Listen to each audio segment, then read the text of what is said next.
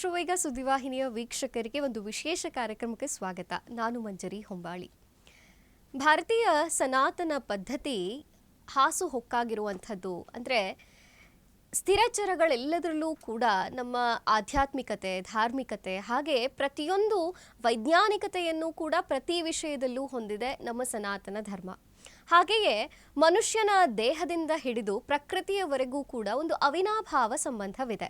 ಮನುಷ್ಯನ ದೇಹವು ಬೇರೆಯಲ್ಲ, ಪ್ರಕೃತಿ ಬೇರೆಯಲ್ಲ ಅನ್ನುವಂಥ ನಂಬಿಕೆಯು ಭಾರತೀಯರದ್ದು. ಹಾಗಾಗಿ ಒಂದು ರೀತಿ ಹೇಳೋದಾದ್ರೆ ನಮ್ಮ ದೇಹವೇ ದೇಗುಲ. ಈ ದೇಗುಲದಲ್ಲಿ ಏನೆಲ್ಲ ನಡೆಯುತ್ತೆ, ಏನೆಲ್ಲ ಆಗತ್ತೆ, ಜೊತೆಗೆ ವಿಶೇಷವಾದಂಥ ಮಾಹಿತಿಯನ್ನು ಹೊತ್ತು ಈ ಕಾರ್ಯಕ್ರಮ ಶುರು ಮಾಡ್ತಿದ್ದೇವೆ.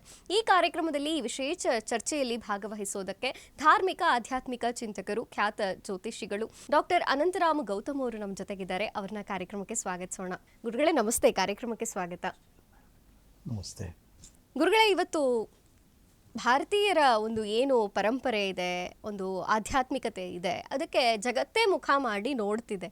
ಹೌದು, ಭಾರತೀಯರು ಹಿಂದೆ ಸನಾತನ ಧರ್ಮ ಏನು ಹೇಳಿದೆಯೋ ಅದು ನಿಜ ಅನ್ನೋ ರೀತಿಯಲ್ಲಿ. ಇನ್ನು ಮಾನವನ ದೇಹಕ್ಕೆ ಬರೋದಾದರೆ ದೇಹವೇ ದೇಗುಲ ಅಂತ ನಮ್ಮ ಹಿರಿಯರು ಹೇಳಿದ್ದಂಥದ್ದು ಹೌದು.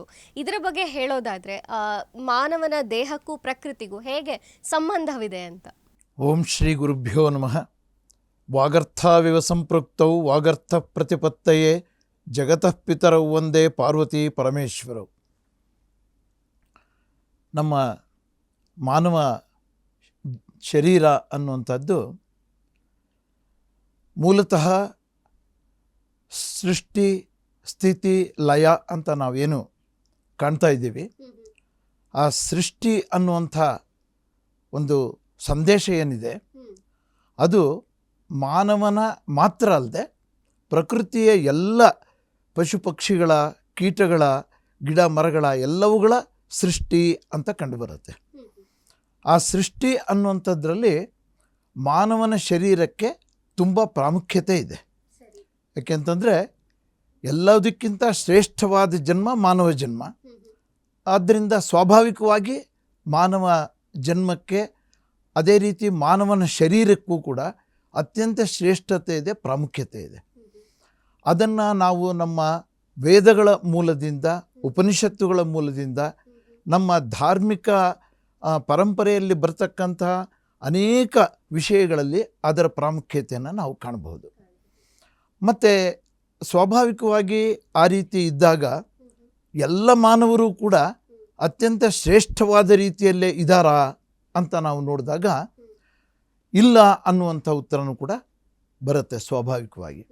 ಯಾತಕ್ಕೆ ಇಲ್ಲ ಅಂತಂದರೆ, ನಾವು ಆ ವೇದಗಳಲ್ಲಿ, ಉಪನಿಷತ್ತುಗಳಲ್ಲಿ, ನಮ್ಮ ಧಾರ್ಮಿಕ ಗ್ರಂಥಗಳಲ್ಲಿ ಮಾನವನ ಶರೀರದ ಬಗ್ಗೆ, ಮಾನವ ಜನ್ಮದ ಬಗ್ಗೆ ಏನು ವಿವರಣೆ ಇದೆ ಅಥವಾ ಅದಕ್ಕೆ ಯಾವ ಒಂದು ದಾರಿಯನ್ನು ಹಾಕಿಕೊಟ್ಟಿದ್ದಾರೆ ನಮ್ಮ ಋಷಿಮುನಿಗಳು, ಆ ದಾರಿಯಲ್ಲಿ ನಾವು ಸರಿಯಾದ ರೀತಿಯಲ್ಲಿ ನಡೆದು ಹೋಗದೇ ಇದ್ದಾಗ ಮಾನವನ ಜನ್ಮ ಸಾರ್ಥಕತೆಯನ್ನು ಕಳ್ಕೊಳ್ಳುವಂಥದ್ದನ್ನು ಕೂಡ ನಾವು ನೋಡ್ತೀವಿ. ಹಾಗಾಗಿ ಮಾನವ ಜನ್ಮ ಅನ್ನುವಂಥದ್ದು ಶ್ರೇಷ್ಠವಾದ್ದು ಅನ್ನೋದರಲ್ಲಿ ಎರಡು ಮಾತಿಲ್ಲ. ಎಲ್ಲೋ ಕೆಲವರು ಆ ಜನ್ಮವನ್ನು ನಿರರ್ಥಕಪಡಿಸ್ಕೊಂಡಿರ್ಬೋದು ಅಥವಾ ವ್ಯರ್ಥ ಮಾಡ್ಕೊಂಡಿರ್ಬೋದು. ಅದಕ್ಕೆ ಯಾವುದೇ ರೀತಿಯ ಧರ್ಮದ ಹಿನ್ನೆಲೆ, ಜಾತಿಯ ಹಿನ್ನೆಲೆ ಅವ್ಯಾವುದೂ ಇಲ್ಲದೆ ಯಾವುದೇ ಜಾತಿ ಧರ್ಮದಲ್ಲಿ ಹುಟ್ಟಿದವನು ಕೂಡ ಅವನು ಮಾನವನೇ, ಅವನ ಜನ್ಮ ಸಾರ್ಥಕವಾಗಬೇಕು, ಅದು ಶ್ರೇಷ್ಠವಾದದ್ದೇ ಅಂತ ಹೇಳ್ಬೋದು. ಈಗ ನೀವು ಹೇಳ್ತಿದ್ರಲ್ಲ, ವೇದದಲ್ಲಿ, ಉಪನಿಷತ್ನಲ್ಲಿ ಮಾನವನ ದೇಹದ ಬಗ್ಗೆ ಸಾಕಷ್ಟು ಕಲ್ಪನೆಯನ್ನು ಹಿರಿಯರು ಹೇಳಿದ್ದಾರೆ ಅನ್ನುವಂಥದ್ದು. ಇದು ಭಾರತೀಯರಿಗೆ ಗೊತ್ತಿದೆ ಅಂತಾದ್ರೂ ಇವತ್ತಿನ ಕಾಲದ ಒಂದು ವಿಚಾರ ಘಟ್ಟಕ್ಕೆ ಬರೋದಾದರೆ ಎಷ್ಟು ಜನ ನಮ್ಮ ದೇಹವೇ ದೇಗುಲ ಅಂತ ಭಾವಿಸಿದ್ದಾರೆ, ಅಥವಾ ವೇದದಲ್ಲಿ, ಉಪನಿಷತ್ನಲ್ಲಿ ಹೇಳಿದಂಥ ಸಾರವನ್ನು ಸರಳವಾಗಿ ಹೇಳಿದ್ದನ್ನು ಕೂಡ, ಅಂದರೆ ವೇದ ಉಪನಿಷತ್ತು ಒಂದು ಕಡೆ ಆದರೆ ಹಿರಿಯರು ಯಾವುದೋ ನುಡಿಗಳಲ್ಲೋ, ನುಡಿಗಟ್ಟಿಗಳಲ್ಲೋ, ಗಾದೆಗಳಲ್ಲೋ ಹೇಳಿದ್ದನ್ನು ಕೂಡ ಇವತ್ತಿನ ಭಾರತೀಯರು ಇವತ್ತಿನ ಕಾಲಮಾನದಲ್ಲಿ ಎಷ್ಟು ಅದರ ಬಗ್ಗೆ ತಿಳ್ಕೊಳ್ಳೋಕ್ಕೆ ಪ್ರಯತ್ನ ಮಾಡ್ತಿದ್ದಾರೆ ಅಂತಲೂ ಅನಿಸುತ್ತೆ. ಪ್ರಯತ್ನ ಮಾಡ್ತಾ ಇರೋದು ತುಂಬ ಕಡಿಮೆ. ಆ ಪ್ರಯತ್ನ ಮಾಡೋದರಲ್ಲಿ ನಾವು ಹಿಂದೆ ಬೀಳ್ತಾ ಇರೋದ್ರಿಂದನೇ ನಮ್ಮ ಮಾನವ ಜನ್ಮ ಪೂರ್ಣ ಪ್ರಮಾಣದಲ್ಲಿ ಸಾರ್ಥಕ ಆಗಿಲ್ಲ ಅಂತಲೂ ಹೇಳ್ಬೋದು. ಯಾಕೆಂತಂದರೆ ನಮ್ಮ ಧರ್ಮಶಾಸ್ತ್ರಗಳ ಪ್ರಕಾರ ಮಾನವ ಜನ್ಮಕ್ಕೆ ಅದು ಹುಟ್ಟಿದಾಗಿನಿಂದ ಕೊನೆಯವರೆಗೂ ನಾವು ಮಾತೃಗರ್ಭದಿಂದ ಶುರುವಾಗಿ ಮಾತೃಗರ್ಭದಿಂದನೇ ನಮಗೆ ಕೆಲವು ಸಂಸ್ಕಾರಗಳು ಅಂತ ಇದೆ. ಬೇರೆ ಯಾವುದೇ ಪ್ರಾಣಿ ಪಕ್ಷಿಗಳಿಗೆ, ಗಿಡ ಮರ ಬಳ್ಳಿಗಳಿಗೆ ಇಲ್ಲದೇ ಇರತಕ್ಕಂಥ ಷೋಡಶ ಸಂಸ್ಕಾರಗಳು ಅಂತಕ್ಕಂಥದ್ದು ಮಾನವನಿಗೆ ಕೊಟ್ಟಿದ್ದಾನೆ, ಭಗವಂತ ಕೊಟ್ಟಿದ್ದಾನೆ. ಅದು ನಮ್ಮ ಶಾಸ್ತ್ರಗಳಲ್ಲಿ ವಿಧಿತವಾಗಿದೆ. ಆ ಷೋಡಶ ಸಂಸ್ಕಾರಗಳು ಅಂತಕ್ಕಂಥದ್ದು ತಾಯಿಯ ಗರ್ಭದಿಂದನೇ ಶುರುವಾಗುತ್ತೆ. ಮಾತೃ ಗರ್ಭದಲ್ಲಿರುವಾಗಲೇ ನಾವು ಸೀಮಂತ ಅಂತ ಮಾಡ್ತೀವಿ, ಪುಂಸವನ ಅಂತ ಮಾಡ್ತೀವಿ. ಅಲ್ಲಿಂದ ಶುರುವಾದದ್ದು ಜನನ ಆದ ನಂತರ ಮಗುವಿಗೆ ನಾಮಕರಣ ಮಾಡುವಂಥದ್ದು, ಚೌಲ ಮಾಡುವಂಥದ್ದು, ಮತ್ತು ನಂತರ ಮುಂದುವರೆದು ಉಪನಯನ ಮಾಡುವಂಥದ್ದು, ವಿವಾಹ ಮಾಡುವಂಥದ್ದು, ಇವೆಲ್ಲ 16 ಸಂಸ್ಕಾರಗಳನ್ನು ಹೇಳಿದ್ದಾರೆ, ಷೋಡಶ ಸಂಸ್ಕಾರಗಳು ಅಂತ. ಇವೆಲ್ಲ ಆದ ನಂತರ ಅಂದರೆ ಮಾನವನ ಜನ್ಮ ಅಂದರೆ ಈ ಶರೀರ ಮುಪ್ಪಾಗಿ ಶರೀರ ಪೂರ್ತಿ ಉಸಿರಾಟ ನಿಂತು ನಾವೇನು ಸಾವು ಅನ್ನುವಂಥದ್ದನ್ನು ಪಡ್ಕೊಳ್ತೀವೋ ಅದರ ನಂತರನೂ ಕೂಡ ಸಂಸ್ಕಾರ ಹೇಳಿದ್ದಾರೆ. ಅದಕ್ಕೆ ಅಂತ್ಯೇಷ್ಟಿ ಸಂಸ್ಕಾರ ಅಂತ ಹೇಳ್ತೀವಿ. ಮಾನವನ ಜನ್ಮ ಪೂರ್ಣಗೊಂಡ ನಂತರನೂ ಕೂಡ ಅಂತ್ಯೇಷ್ಟಿ ಅಂತಂದರೆ ಮಾನವನಿಗೆ ಮಾಡತಕ್ಕಂಥ ದಹನ ಸಂಸ್ಕಾರ ಆಗ್ಬೋದು ಅಥವಾ ಖನನ ಸಂಸ್ಕಾರ ಆಗ್ಬೋದು. ಇದು ಯಾವುದೇ ರೀತಿಯಲ್ಲಿ ಆ ಶರೀರವನ್ನು ಮುಕ್ತಾಯಗೊಳಿಸಿದ ನಂತರನೂ ಕೂಡ ಮತ್ತೆ ಮುಂದುವರಿಯುತ್ತೆ. ಅಂದರೆ ಈ ಸಂಸ್ಕಾರ ಅನ್ನೋ ಪದ ಬಂದಾಗ ಸಂಸ್ಕಾರ ಕೊಡುವಂಥದ್ದ ಅಥವಾ ಸಂಸ್ಕಾರ ಹುಟ್ಟಿನಿಂದ ಬರುವಂಥದ್ದ ಅಂತ? ಎರಡೂ ಇದೆ. ಸಂಸ್ಕಾರ ಹುಟ್ಟಿನಿಂದ ಬರುವಂಥದ್ದು ಅಂತ ನಾನು ಈಗಾಗಲೇ ನಿಮಗೆ ಹೇಳಿದೆ. ಮಾನವ ಜನ್ಮ ಅಂತಕ್ಕಂಥದ್ದು ಯಾವಾಗ ನಮಗೆ ಪ್ರಾಪ್ತಿ ಆಗುತ್ತೋ ಅದು ಹೇಗೆ ಪ್ರಾಪ್ತಿ ಆಗುತ್ತೆ? ಅದಕ್ಕೆ ಪೂರ್ವ ಜನ್ಮದ ಪುಣ್ಯದ ಫಲದಿಂದ ಪ್ರಾಪ್ತಿ ಆಗುತ್ತೆ ಅಂತ ಹೇಳ್ತೀವಿ. ಯಾಕೆಂತಂದರೆ 84 ಲಕ್ಷ ಜೀವಿಗಳು ಅಂತ ನಾವೇನು ಆಧ್ಯಾತ್ಮದಲ್ಲಿ ಕಾಣ್ತೀವಿ, ಆ ರೀತಿ ಕಾಣುವಂಥದ್ರಲ್ಲಿ ಮಾನವ ಜನ್ಮ ಅಂತಕ್ಕಂಥದ್ದೇ ಒಂದು ನಿರ್ದಿಷ್ಟವಾದಂಥ ಸಂಸ್ಕಾರ ಬಲದಿಂದ ಪ್ರಾರಂಭ ಆಗುತ್ತೆ ಅಂತ. ಅದರ ನಂತರ ನಮಗೆ ತಂದೆ ತಾಯಿಗಳು ಮಾಡ್ತಕ್ಕಂಥ ಅಥವಾ ನಮಗೆ ಕೊಡ್ತಕ್ಕಂಥ ಸಂಸ್ಕಾರಗಳು ಕೆಲವೆಲ್ಲ ಇವೆ. ಆನಂತರ ನಮಗೆ ನಾವೇ ಮಾಡಿಕೊಳ್ಳುವಂಥ ಸಂಸ್ಕಾರಗಳು ಕೆಲವಿವೆ. ನಂತರ ನಮ್ಮ ಮುಂದಿನ ಪೀಳಿಗೆಯವರು, ನಮ್ಮ ಮಕ್ಕಳು ನಮಗೆ ಕೊಡ್ತಕ್ಕಂಥ ಸಂಸ್ಕಾರಗಳು ಕೂಡ ಕೆಲವಿವೆ. ಓಕೆ, ಇಲ್ಲಿ ಇನ್ನು ಜನರಲ್ ಆಗಿ ಕೇಳೋದಾದರೆ ಗುರುಗಳೇ, ಈಗ ಒಬ್ಬ ವ್ಯಕ್ತಿನ ನೋಡಿದ್ರೆ ಅಯ್ಯೋ ಇವ್ರಿಗೆ ಸಂಸ್ಕಾರ ಇದೆ ಅಂತ ಹೇಳ್ತೀವಿ, ಅಥವಾ ಇನ್ನೂ ಕೆಲವೊಂದು ಡಿಫ್ರೆನ್ಷಿಯೇಟ್ ಬರುತ್ತಲ್ವ, ಇಲ್ಲ ಇವ್ರಿಗೆ ಸಂಸ್ಕಾರವೇ ಇಲ್ಲವಾ ಅಂತ ಕೂಡ ಅಂತೀವಲ್ಲ. ಅಂದರೆ ಏನು ಇದ್ರೆ ಸಂಸ್ಕಾರ ಅಂತ ಕರಿತೀವಿ, ಏನಿಲ್ಲ ಅಂದರೆ ಸಂಸ್ಕಾರ ಇಲ್ಲ ಅಂತ ಹೇಳ್ತೀವಿ ಅಂತ? ಈ ಪ್ರಶ್ನೆಗೆ ನಾನು ಉತ್ತರ ಹೇಳಬೇಕು ಅಂದರೆ, ಈ ಸಂಸ್ಕಾರ ಅನ್ನುವಂಥದ್ದು ನಮಗೆ ಜನ್ಮತಃ ಬರುವಂಥದ್ದು ಇದೆ. ಅಂದರೆ ಅದು ಪರಂಪರಾಗತವಾಗಿ ನಮ್ಮ DNA ನಮಗೆ ಏನು ಬರುತ್ತೆ ಅನೇಕ ಅಂಶಗಳು, ಹಾಗೆ ಈ ಸಂಸ್ಕಾರ ಅನ್ನುವಂಥದ್ದು ಕೂಡ ಬರುತ್ತೆ. ನಮ್ಮ ಮುತ್ತಾತ, ತಾತ, ತಂದೆ ಅಥವಾ ಮುತ್ತಜ್ಜಿ, ತಾಯಿ ಇವರುಗಳಿಂದ ಹುಟ್ಟುವಂಥ ಮಗುವಿಗೆ ಬರುವಂಥದ್ದು ಕೂಡ ಜನ್ಮಾರಭ್ಯ ಬರುವಂಥ ಒಂದು ಸಂಸ್ಕಾರನೂ ಇರುತ್ತೆ. ಅದರ ಜೊತೆಗೆ ತಂದೆ ತಾಯಿಗಳು ನಮಗೆ ಕೊಡುವಂಥ ಸಂಸ್ಕಾರ, ಗುರುಗಳು ನಮಗೆ ಕೊಡುವಂಥ ಸಂಸ್ಕಾರ, ಆಮೇಲೆ ನಮ್ಮಲ್ಲೇ ಇರತಕ್ಕಂಥ ಕೆಲವು ಮೂಲ ಶಕ್ತಿ, ಅಂತಃಶಕ್ತಿ ಅಂತ ಹೇಳ್ತೀವಿ ನಾವು. ಆ ಅಂತಃಶಕ್ತಿ ಅಂತಕ್ಕಂಥದ್ದು ನನ್ನಲ್ಲಿ ಬೇರೆ ಇರುತ್ತೆ, ನಿಮ್ಮಲ್ಲಿ ಬೇರೆ ಇರುತ್ತೆ, ಅವರಲ್ಲಿ ಬೇರೆ ಇರುತ್ತೆ, ಬೇರೆ ಬೇರೆ ಎಲ್ಲ ಬೇರೆ ಬೇರೆ ಇರುತ್ತೆ. ಆ ಅಂತಃಶಕ್ತಿಯಾಗಿ ಅನುಗುಣವಾಗಿ ನಾವು ಪಡ್ಕೊಳ್ತಕ್ಕಂಥ ಸಂಸ್ಕಾರಗಳು ಕೂಡ ಅನೇಕ ಸಂಸ್ಕಾರಗಳು ಇರುತ್ತವೆ. ಅವನ್ನು ನಾವು ಪಡ್ಕೊಂಡು ಅದನ್ನು ನಾವು ಬೇರೆಯವ್ರಿಗೂ ಕೂಡ ಕೊಟ್ಟು ಇವೆಲ್ಲ ಮಾಡುವಂಥದ್ದು. ಅದು ಸಾಮಾನ್ಯವಾಗಿ ಗುರುಮುಖೇನ ಬರುತ್ತೆ. ಕೆಲವು ನಾವು ಸ್ವಾಧ್ಯಾಯದಿಂದನೂ ಕೂಡ ನಾವು ಅವನ್ನು ಕಲ್ತ್ಕೊಳ್ಬೋದಾಗಿರುತ್ತೆ, ಪರಿಸರದಿಂದನೂ ಕೂಡ ನಾವು ಅನೇಕವನ್ನು ಕಲ್ತ್ಕೊಳ್ಬೋದಾಗಿರುತ್ತೆ. ಹೀಗೆಲ್ಲ ಪಡ್ಕೊಳ್ಳುವಂಥದ್ದು ಕೂಡ ಇದೆ ಸಂಸ್ಕಾರ. ಖಂಡಿತ ಖಂಡಿತ. ಇದ್ರ ಬಗ್ಗೆ ಒಂದು ದೀರ್ಘವಾದಂಥ ಮತ್ತೊಂದು ಎಪಿಸೋಡನ್ನೇ ಮಾಡೋಣ. ಇನ್ನು ದೇಹದ ದೇಗುಲ ಅಂತ ವಿಚಾರಕ್ಕೆ ಬರೋದಾದರೆ, ದೇಹದಲ್ಲಿ 7 ಚಕ್ರಗಳಿರುತ್ತೆ ಅಂತಾರಲ್ವಾ, ಆ 7 ಚಕ್ರಗಳು ಅಂದ್ರೇನು, ಯಾವುವು ಗುರುಗಳೇ? ಖಂಡಿತ ಇರುತ್ತೆ. ಎಲ್ಲರ ಮಾನವ ಶರೀರದಲ್ಲೆಲ್ಲ 7 ಚಕ್ರಗಳು ಇರುತ್ತೆ. ಅದು ಕಣ್ಣಿಗೆ ಕಾಣುವಂಥ ಭೌತಿಕವಾದ ಚಕ್ರಗಳಲ್ಲ. ನಾವು ಹೋಗಿ ಎಕ್ಸ್ರೇ ಮಾಡಿಸಿದರೆ ಅಥವಾ ಸ್ಕ್ಯಾನಿಂಗ್ ಮಾಡಿಸಿದರೆ ಕಾಣುವಂಥ ಚಕ್ರಗಳಲ್ಲ. ವೈದ್ಯಕೀಯ ಶಾಸ್ತ್ರದ ಪ್ರಕಾರ ನಾವು ಅವನ್ನು ನೋಡಬೇಕು, ಸ್ಕ್ಯಾನ್ ಮಾಡಿ ನೋಡಬೇಕು, ಆಪ್ರೇಷನ್ ಮಾಡಿ ನೋಡಬೇಕು ಅಂದರೆ ಕಾಣುವಂಥದ್ದಲ್ಲ. ಅದು ಆಧ್ಯಾತ್ಮ ದೃಷ್ಟಿಗೆ ಗೋಚರಿಸುವಂಥ, ಆಧ್ಯಾತ್ಮದ ಹಿನ್ನೆಲೆಯಲ್ಲಿ ಇರತಕ್ಕಂಥ ಅದು ಚಕ್ರಗಳು, ಅನುಭವದಿಂದ ಬಂದಿರುವಂಥದ್ದು. ಅದು ಮಹಾ ಮೇಧಾವಿಗಳು, ಆಧ್ಯಾತ್ಮದಲ್ಲಿ ಪೂರ್ಣ ಪ್ರಮಾಣವನ್ನು ಪಡ್ಕೊಂಡಿರ್ತಕ್ಕಂಥವರು, ಅನೇಕ ಋಷಿಮುನಿಗಳು ಅವರ ಸತತವಾದಂಥ ತಪಶ್ಶಕ್ತಿಯಿಂದ ಮತ್ತು ಅವರ ದಿವ್ಯವಾದಂಥ ಜ್ಞಾನದಿಂದ, ಆ ಜ್ಞಾನ ಅಂತಕ್ಕಂಥದ್ದು ಅವರ ಒಂದು ಸಾಧನೆಯಿಂದ ಬರುವಂಥದ್ದು. ಆ ಸಾಧನೆಯ ಶಕ್ತಿಯಿಂದ ಪಡ್ಕೊಂಡ ಜ್ಞಾನದಿಂದ ಅವರಿಗೆ ಗೋಚರಿಸಿರ್ತಕ್ಕಂಥ ಚಕ್ರಗಳಿವು, ಆ ಸಪ್ತ ಚಕ್ರಗಳು. ಯಾವುವು? ಆ ಸಪ್ತ ಚಕ್ರಗಳು ನಮ್ಮ ಶರೀರದಲ್ಲಿ ಮೂಲಾಧಾರ ಚಕ್ರ ಮೊದಲನೇದು ಅಂತ ನಮಗೆ ಆಧ್ಯಾತ್ಮ ಲೋಕದಲ್ಲಿ ಗುರುತಿಸಿರುವಂಥದ್ದು. ಆ ಮೂಲಾಧಾರ ಚಕ್ರ ಅನ್ನುವಂಥದ್ದು ನಮಗೆ ಫಂಡಮೆಂಟಲ್ ಆಗಿ ಪ್ರಾರಂಭದಲ್ಲಿ ಗುರುತಿಸಿರುವಂಥದ್ದು. ಈ ಮೂಲಾಧಾರ ಚಕ್ರ ಕೊನೆಯದು ಸಹಸ್ರಾರ ಚಕ್ರ ಅಂತ ಇದೆ. ಅವೆರಡನ್ನೂ ಕೂಡ ಶಿವ ಮತ್ತು ಶಕ್ತಿ ಅಂತ ಕರೆದಿದ್ದಾರೆ. ಶಿವ ಮತ್ತು ಶಕ್ತಿ, ಅವೆರಡರ ಮಧ್ಯದಲ್ಲಿ ಇನ್ನು 5 ಚಕ್ರಗಳು ಬರ್ತವೆ. ಹಾಗೆ ಈ ಪ್ರಾರಂಭದ ಮೂಲಾಧಾರ ಚಕ್ರ ಅಂತಕ್ಕಂಥದ್ದು ಅದಕ್ಕೆ ರೂಟ್ ಚಕ್ರ ಅಂತ ಕರೀತಾರೆ. ಅದು ರೂಟ್, ಅದು ನಮ್ಮ ಆಸನದಲ್ಲಿ ಇರುವಂಥದ್ದು, ಗುದದ್ವಾರದಲ್ಲಿ ಅದು ಸ್ಥಿತವಾಗಿರ್ತಕ್ಕಂಥ ಚಕ್ರ. ಅದೇ ಮೂಲಾಧಾರ.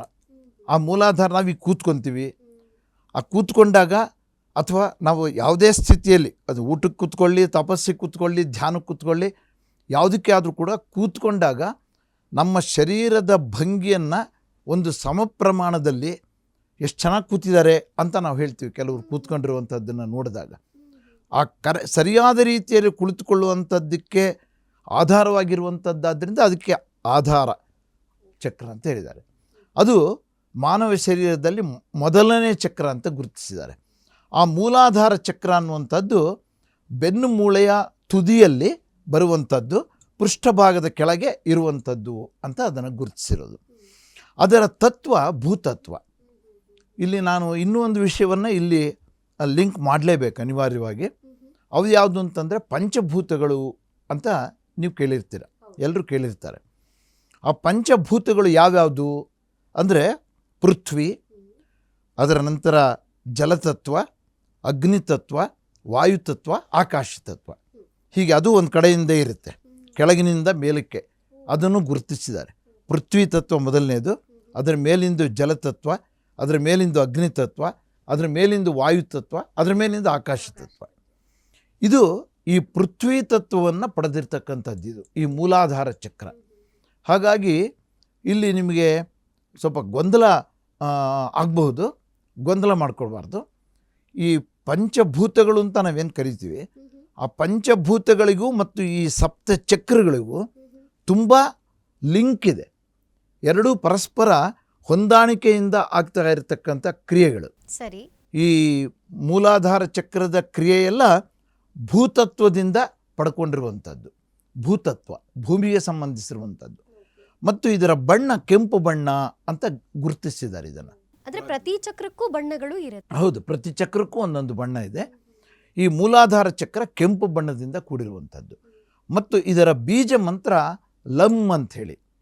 ಲಂ. ಯಾರಿಗೆ ಈ ಮೂಲಾಧಾರ ಚಕ್ರದ ದೌರ್ಬಲ್ಯದಿಂದ ಕೆಲವು ಸಮಸ್ಯೆಗಳಾಗುತ್ತೆ, ಆ ಸಮಸ್ಯೆಗಳನ್ನು ಹೇಳ್ತೀನಿ. ಆ ಸಮಸ್ಯೆಗಳ ನಿವಾರಣೆಗೆ ಈ ಲಂ ಅಂತಕ್ಕಂಥ ಬೀಜ ಮಂತ್ರವನ್ನು ಪಠನೆ ಮಾಡೋದರಿಂದ ನಿರಂತರವಾಗಿ ಪ್ರತಿನಿತ್ಯ ಸುದೀರ್ಘವಾಗಿ ಲಂ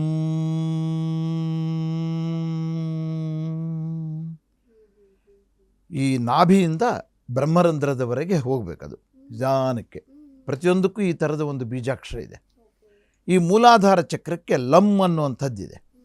ಇದು ನಮಗೇನನ್ನು ಕೊಡುತ್ತೆ, ಈ ಚಕ್ರದಿಂದ ಆಗೋ ಪ್ರಯೋಜನ ಏನು? ಚಕ್ರಗಳೇನೋ ಇದೆ ಅಂತ ಹೇಳಿದೆ, ಆದರೆ ಅದು ಯಾತಕ್ಕಿದೆ, ಅದು ಪ್ರಯೋಜನ ಗೊತ್ತಾಗಬೇಕಲ್ಲ. ಅದು ಗೊತ್ತಿಲ್ಲದೆ ಇರೋದ್ರಿಂದನೇ ಇವುಗಳ ಜ್ಞಾನ ಬಹಳ ಜನಕ್ಕೆ ಇಲ್ಲ. ಅವುಗಳ ಪ್ರಯೋಜನ ಗೊತ್ತಾದರೆ ಎಲ್ಲರೂ ಇದನ್ನು ಹಿಡ್ಕೋತಾರೆ ಅಂತ. ಇದರ ಪ್ರಯೋಜನ ಏನು ಅಂತಂದರೆ, ಇದು ನಮಗೆ ಸ್ಥಿರತೆಯನ್ನು, ಮಾನಸಿಕ ಸ್ಥಿರತೆ ಮತ್ತು ದೈಹಿಕ ಸ್ಥಿರತೆ ಕೊಡುವಂಥದ್ದು ಮತ್ತು ಭದ್ರತೆಯನ್ನು ಕೊಡುವಂಥದ್ದು. ನಮ್ಮ ಶರೀರಕ್ಕೆ ಮನಸ್ಸಿಗೆ ಭದ್ರತೆಯನ್ನು ಕೊಡುವಂಥದ್ದು, ಮುಖ್ಯವಾಗಿ ಶರೀರಕ್ಕೆ ಅಂತ ಹೇಳಿದ್ದಾರೆ. ಆಮೇಲೆ ಇದು ಜೀವನಾಧಾರ. ಇದು ಈ ಚಕ್ರದ ಒಂದು ಈ ಚಕ್ರ ಸುಸ್ಥಿತಿಯಲ್ಲಿದೆ ಅಂದರೆ ನಮಗೆ ಇದು ಜೀವನಾಧಾರವನ್ನು ಕೊಡುವಂಥದ್ದು ಅಂಥೇಳಿ. ಇದರಿಂದ ಆಗುವಂಥ ಅಸಮತೋಲನಗಳೇನು ಅಂತಂದರೆ ಭಯ, ಅಸ್ಥಿರತೆ ಇವೆಲ್ಲ ಉಂಟಾಗುತ್ತೆ. ಯಾರಿಗೆ ಈ ಮೂಲಾಧಾರ ಚಕ್ರದ ದೌರ್ಬಲ್ಯ ಇರುತ್ತೋ ಅವರಿಗೆ ಜೀವನದಲ್ಲಿ ಭಯ ಜಾಸ್ತಿ ಇರುತ್ತೆ. ನಾವು ಸಮಾಜದಲ್ಲಿ ಕಾಣ್ತೀವಂಥವ್ರನ್ನ. ಕೆಲವರಿಗೆ ಯಾರಾದರೂ ಮಾತಾಡ್ಸಿದ್ರೆ ಗಾಬರಿ ಆಗ್ತಾರೆ, ಏನ್ರಿ ಅಂದರೆ ಗಾಬರಿ ಆಗ್ತಾರೆ. ಅವರಿಗೆ ಮೂಲಾಧಾರ ಚಕ್ರದ ಸಮಸ್ಯೆ ಇದೆ ಅಂತ. ಅದು ವೈದ್ಯರಿಗೆ ಗೊತ್ತಾಗುವಂಥದ್ದಲ್ಲ, ಓಕೆ, ಅದು ಆಧ್ಯಾತ್ಮ ಜ್ಞಾನ ಇರ್ತಕ್ಕಂಥವ್ರಿಗೆ ಗೊತ್ತಾಗುವಂಥದ್ದು. ಇವನಿಗೆ ಮೂಲಾಧಾರ ಚಕ್ರದ ಸಮಸ್ಯೆ ಇದೆ, ಅವನಿಗೆ ಅಸ್ಥಿರತೆ ಕಾಡ್ತಾ ಇರುತ್ತೆ ಜೀವನದಲ್ಲಿ, ಏನೋ ಒಂದು ಅಸ್ಥಿರತೆ, ಸ್ಥಿರವಾದ ಮನೋಭಾವ ಇರಲ್ಲ, ಅವನು ತಗೊಳ್ಳುವಂಥ ಡಿಸಿಷನ್ಸು ಅವನ ಮಾತುಗಳಲ್ಲಿ ಸ್ಥಿರತೆ ಇರಲ್ಲ, ಅವನಿಗೆ ಈ ಮೂಲಾಧಾರ ಚಕ್ರದ ತೊಂದರೆ ಇದೆ ಅಂತ. ಆಮೇಲೆ ಜೀರ್ಣಕ್ರಿಯೆಯಲ್ಲಿ ವ್ಯತ್ಯಯ ಆಗ್ತಾ ಇರುತ್ತೆ, ಸರಿಯಾದ ರೀತಿಯಲ್ಲಿ ಜೀರ್ಣಕ್ರಿಯೆ ಇರಲ್ಲ, ರಕ್ತ ಪರಿಚಲನೆಯಲ್ಲೂ ಕೂಡ ಸರಿಯಾದ ರೀತಿಯಲ್ಲಿ ಇರಲ್ಲ, ರಕ್ತ ಪರಿಚಲನೆ ಅದರಲ್ಲೂ ಕೂಡ ವ್ಯತ್ಯಯ ಇರುತ್ತೆ. ಇವೆಲ್ಲ ಸಮಸ್ಯೆಗಳನ್ನು ನಿವಾರಣೆ ಮಾಡ್ಕೊಳ್ಳೋದಕ್ಕೆ ಕೆಲವು ಯೋಗಾಸನಗಳಿವೆ. ಒಂದೊಂದು ಚಕ್ರವನ್ನು ಸುಸ್ಥಿತಿಗೆ ತರೋದಕ್ಕೆ ಒಂದೊಂದು ರೀತಿಯ ಯೋಗಾಸನ ಇದೆ. ಮುಖ್ಯವಾಗಿ ಧ್ಯಾನದ ಜೊತೆಯಲ್ಲಿ ಕೆಲವು ಯೋಗಗಳನ್ನು ಮಾಡಬೇಕು ಅಂತ ಹೇಳ್ತಾರೆ. ಧ್ಯಾನ ಅನ್ನೋದು ಕಂಪಲ್ಸರಿ, ಫಂಡಮೆಂಟಲ್ ಅದು. ಆ ಧ್ಯಾನ ಅನ್ನುವಂಥದ್ರ ಜೊತೆಗೆ ನಾವು ಯಾವುದಾದ್ರೂ ಯೋಗಾಸನವನ್ನು ಅಭ್ಯಾಸ ಮಾಡೋದ್ರಿಂದ ಇದನ್ನು ಸುಸ್ಥಿತಿಗೆ ತರಬಹುದು ಅಂತ ತಿಳಿಸ್ತಾರೆ. ಇನ್ನು ಎರಡನೇದು ಸ್ವಾಧಿಷ್ಠಾನ ಚಕ್ರ ಅಂತ.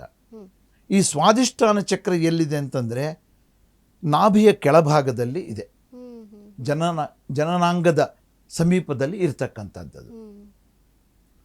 ಅದು ಸ್ವಾಧಿಷ್ಠಾನ ಅಂದರೆ ಇದು ಮಾನವನ ವಂಶಾಭಿವೃದ್ಧಿಗೆ ಸ್ವ ಅಧಿಷ್ಠಾನ ಅಂತ ಎರಡು ಪದಗಳಿದ್ರಲ್ಲಿ. ಸ್ವ ಅಂತಂದರೆ ನನ್ನ ವಂಶಾಭಿವೃದ್ಧಿಗೆ ಅಥವಾ ನನ್ನ ಎಲ್ಲ ರೀತಿಯ ಕ್ರಿಯೆಗಳಿಗೆ ಸಹಕರಿಸುವಂಥ ಚಕ್ರ ಈ ಸ್ವಾಧಿಷ್ಠಾನ ಚಕ್ರ. ಅದು ಜಲತತ್ವವನ್ನು ಹೊಂದಿರುವಂಥದ್ದು. ಜಲತತ್ವ ಮೊದಲನೇದು ಪೃಥ್ವಿ ತತ್ವ, ಇದು ಜಲತತ್ವ. ಹಾಗಾಗೇ ಆ ಜನನೇಂದ್ರಿಯದಿಂದಲೇ ಮೂತ್ರ ವಿಸರ್ಜನೆ ಆಗುವಂಥದ್ದು, ವೀರ್ಯ ವಿಸರ್ಜನೆ ಆಗುವಂಥದ್ದು, ವೀರ್ಯ ಉತ್ಪಾದನೆ, ಇವೆಲ್ಲವೂ ಕೂಡ ಅಲ್ಲಿ ಯಾತಕ್ಕಾಗುತ್ತೆ ಅಂತಂದರೆ ಅದು ಜಲತತ್ವದ ಒಂದು ಚಕ್ರ. ಆ ಜಲತತ್ವದ ಚಕ್ರ, ಅದರ ಬಣ್ಣ ಕಿತ್ತಳೆ ಬಣ್ಣ, ಆರೆಂಜ್ ಕಲರ್, ಕಿತ್ತಳೆ ಬಣ್ಣದಿಂದ ಇದೆ. ಆಮೇಲೆ ಇದಕ್ಕೆ ಬೀಜ ಮಂತ್ರ ವಂ ಅನ್ನುವಂಥದ್ದು, ಅದನ್ನು ಅಷ್ಟೇ ಸುದೀರ್ಘವಾಗಿ ವಂ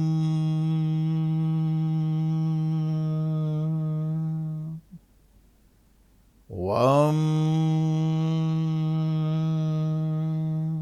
ಈ ರೀತಿ ನಾವು ಪ್ರತಿನಿತ್ಯ ಅನುಷ್ಠಾನ ಮಾಡೋದ್ರಿಂದ ಆ ಸಮಸ್ಯೆಗೆ ಯೂರಿನರಿ ಇನ್ಫೆಕ್ಷನ್ ಇರ್ಬೋದು, ಅಥವಾ ಯೂರಿನರಿ ಬ್ಲಾಡರ್ನಲ್ಲಿ ಏನೋ ಪ್ರಾಬ್ಲಮ್ ಇರ್ಬೋದು, ಯೂರಿನ್ ಟ್ರ್ಯಾಕಲ್ ಸಮಸ್ಯೆ ಇರ್ಬೋದು, ವೀರ್ಯ ಸ್ಖಲನದಲ್ಲಿ ಸಮಸ್ಯೆ ಇರ್ಬೋದು, ಇಂಥದ್ದಕ್ಕೆಲ್ಲ ಇದು ಸೂಕ್ತವಾದಂಥ ಬೀಜ ಮಂತ್ರ ಅಂತ ಹೇಳಿದ್ದಾರೆ.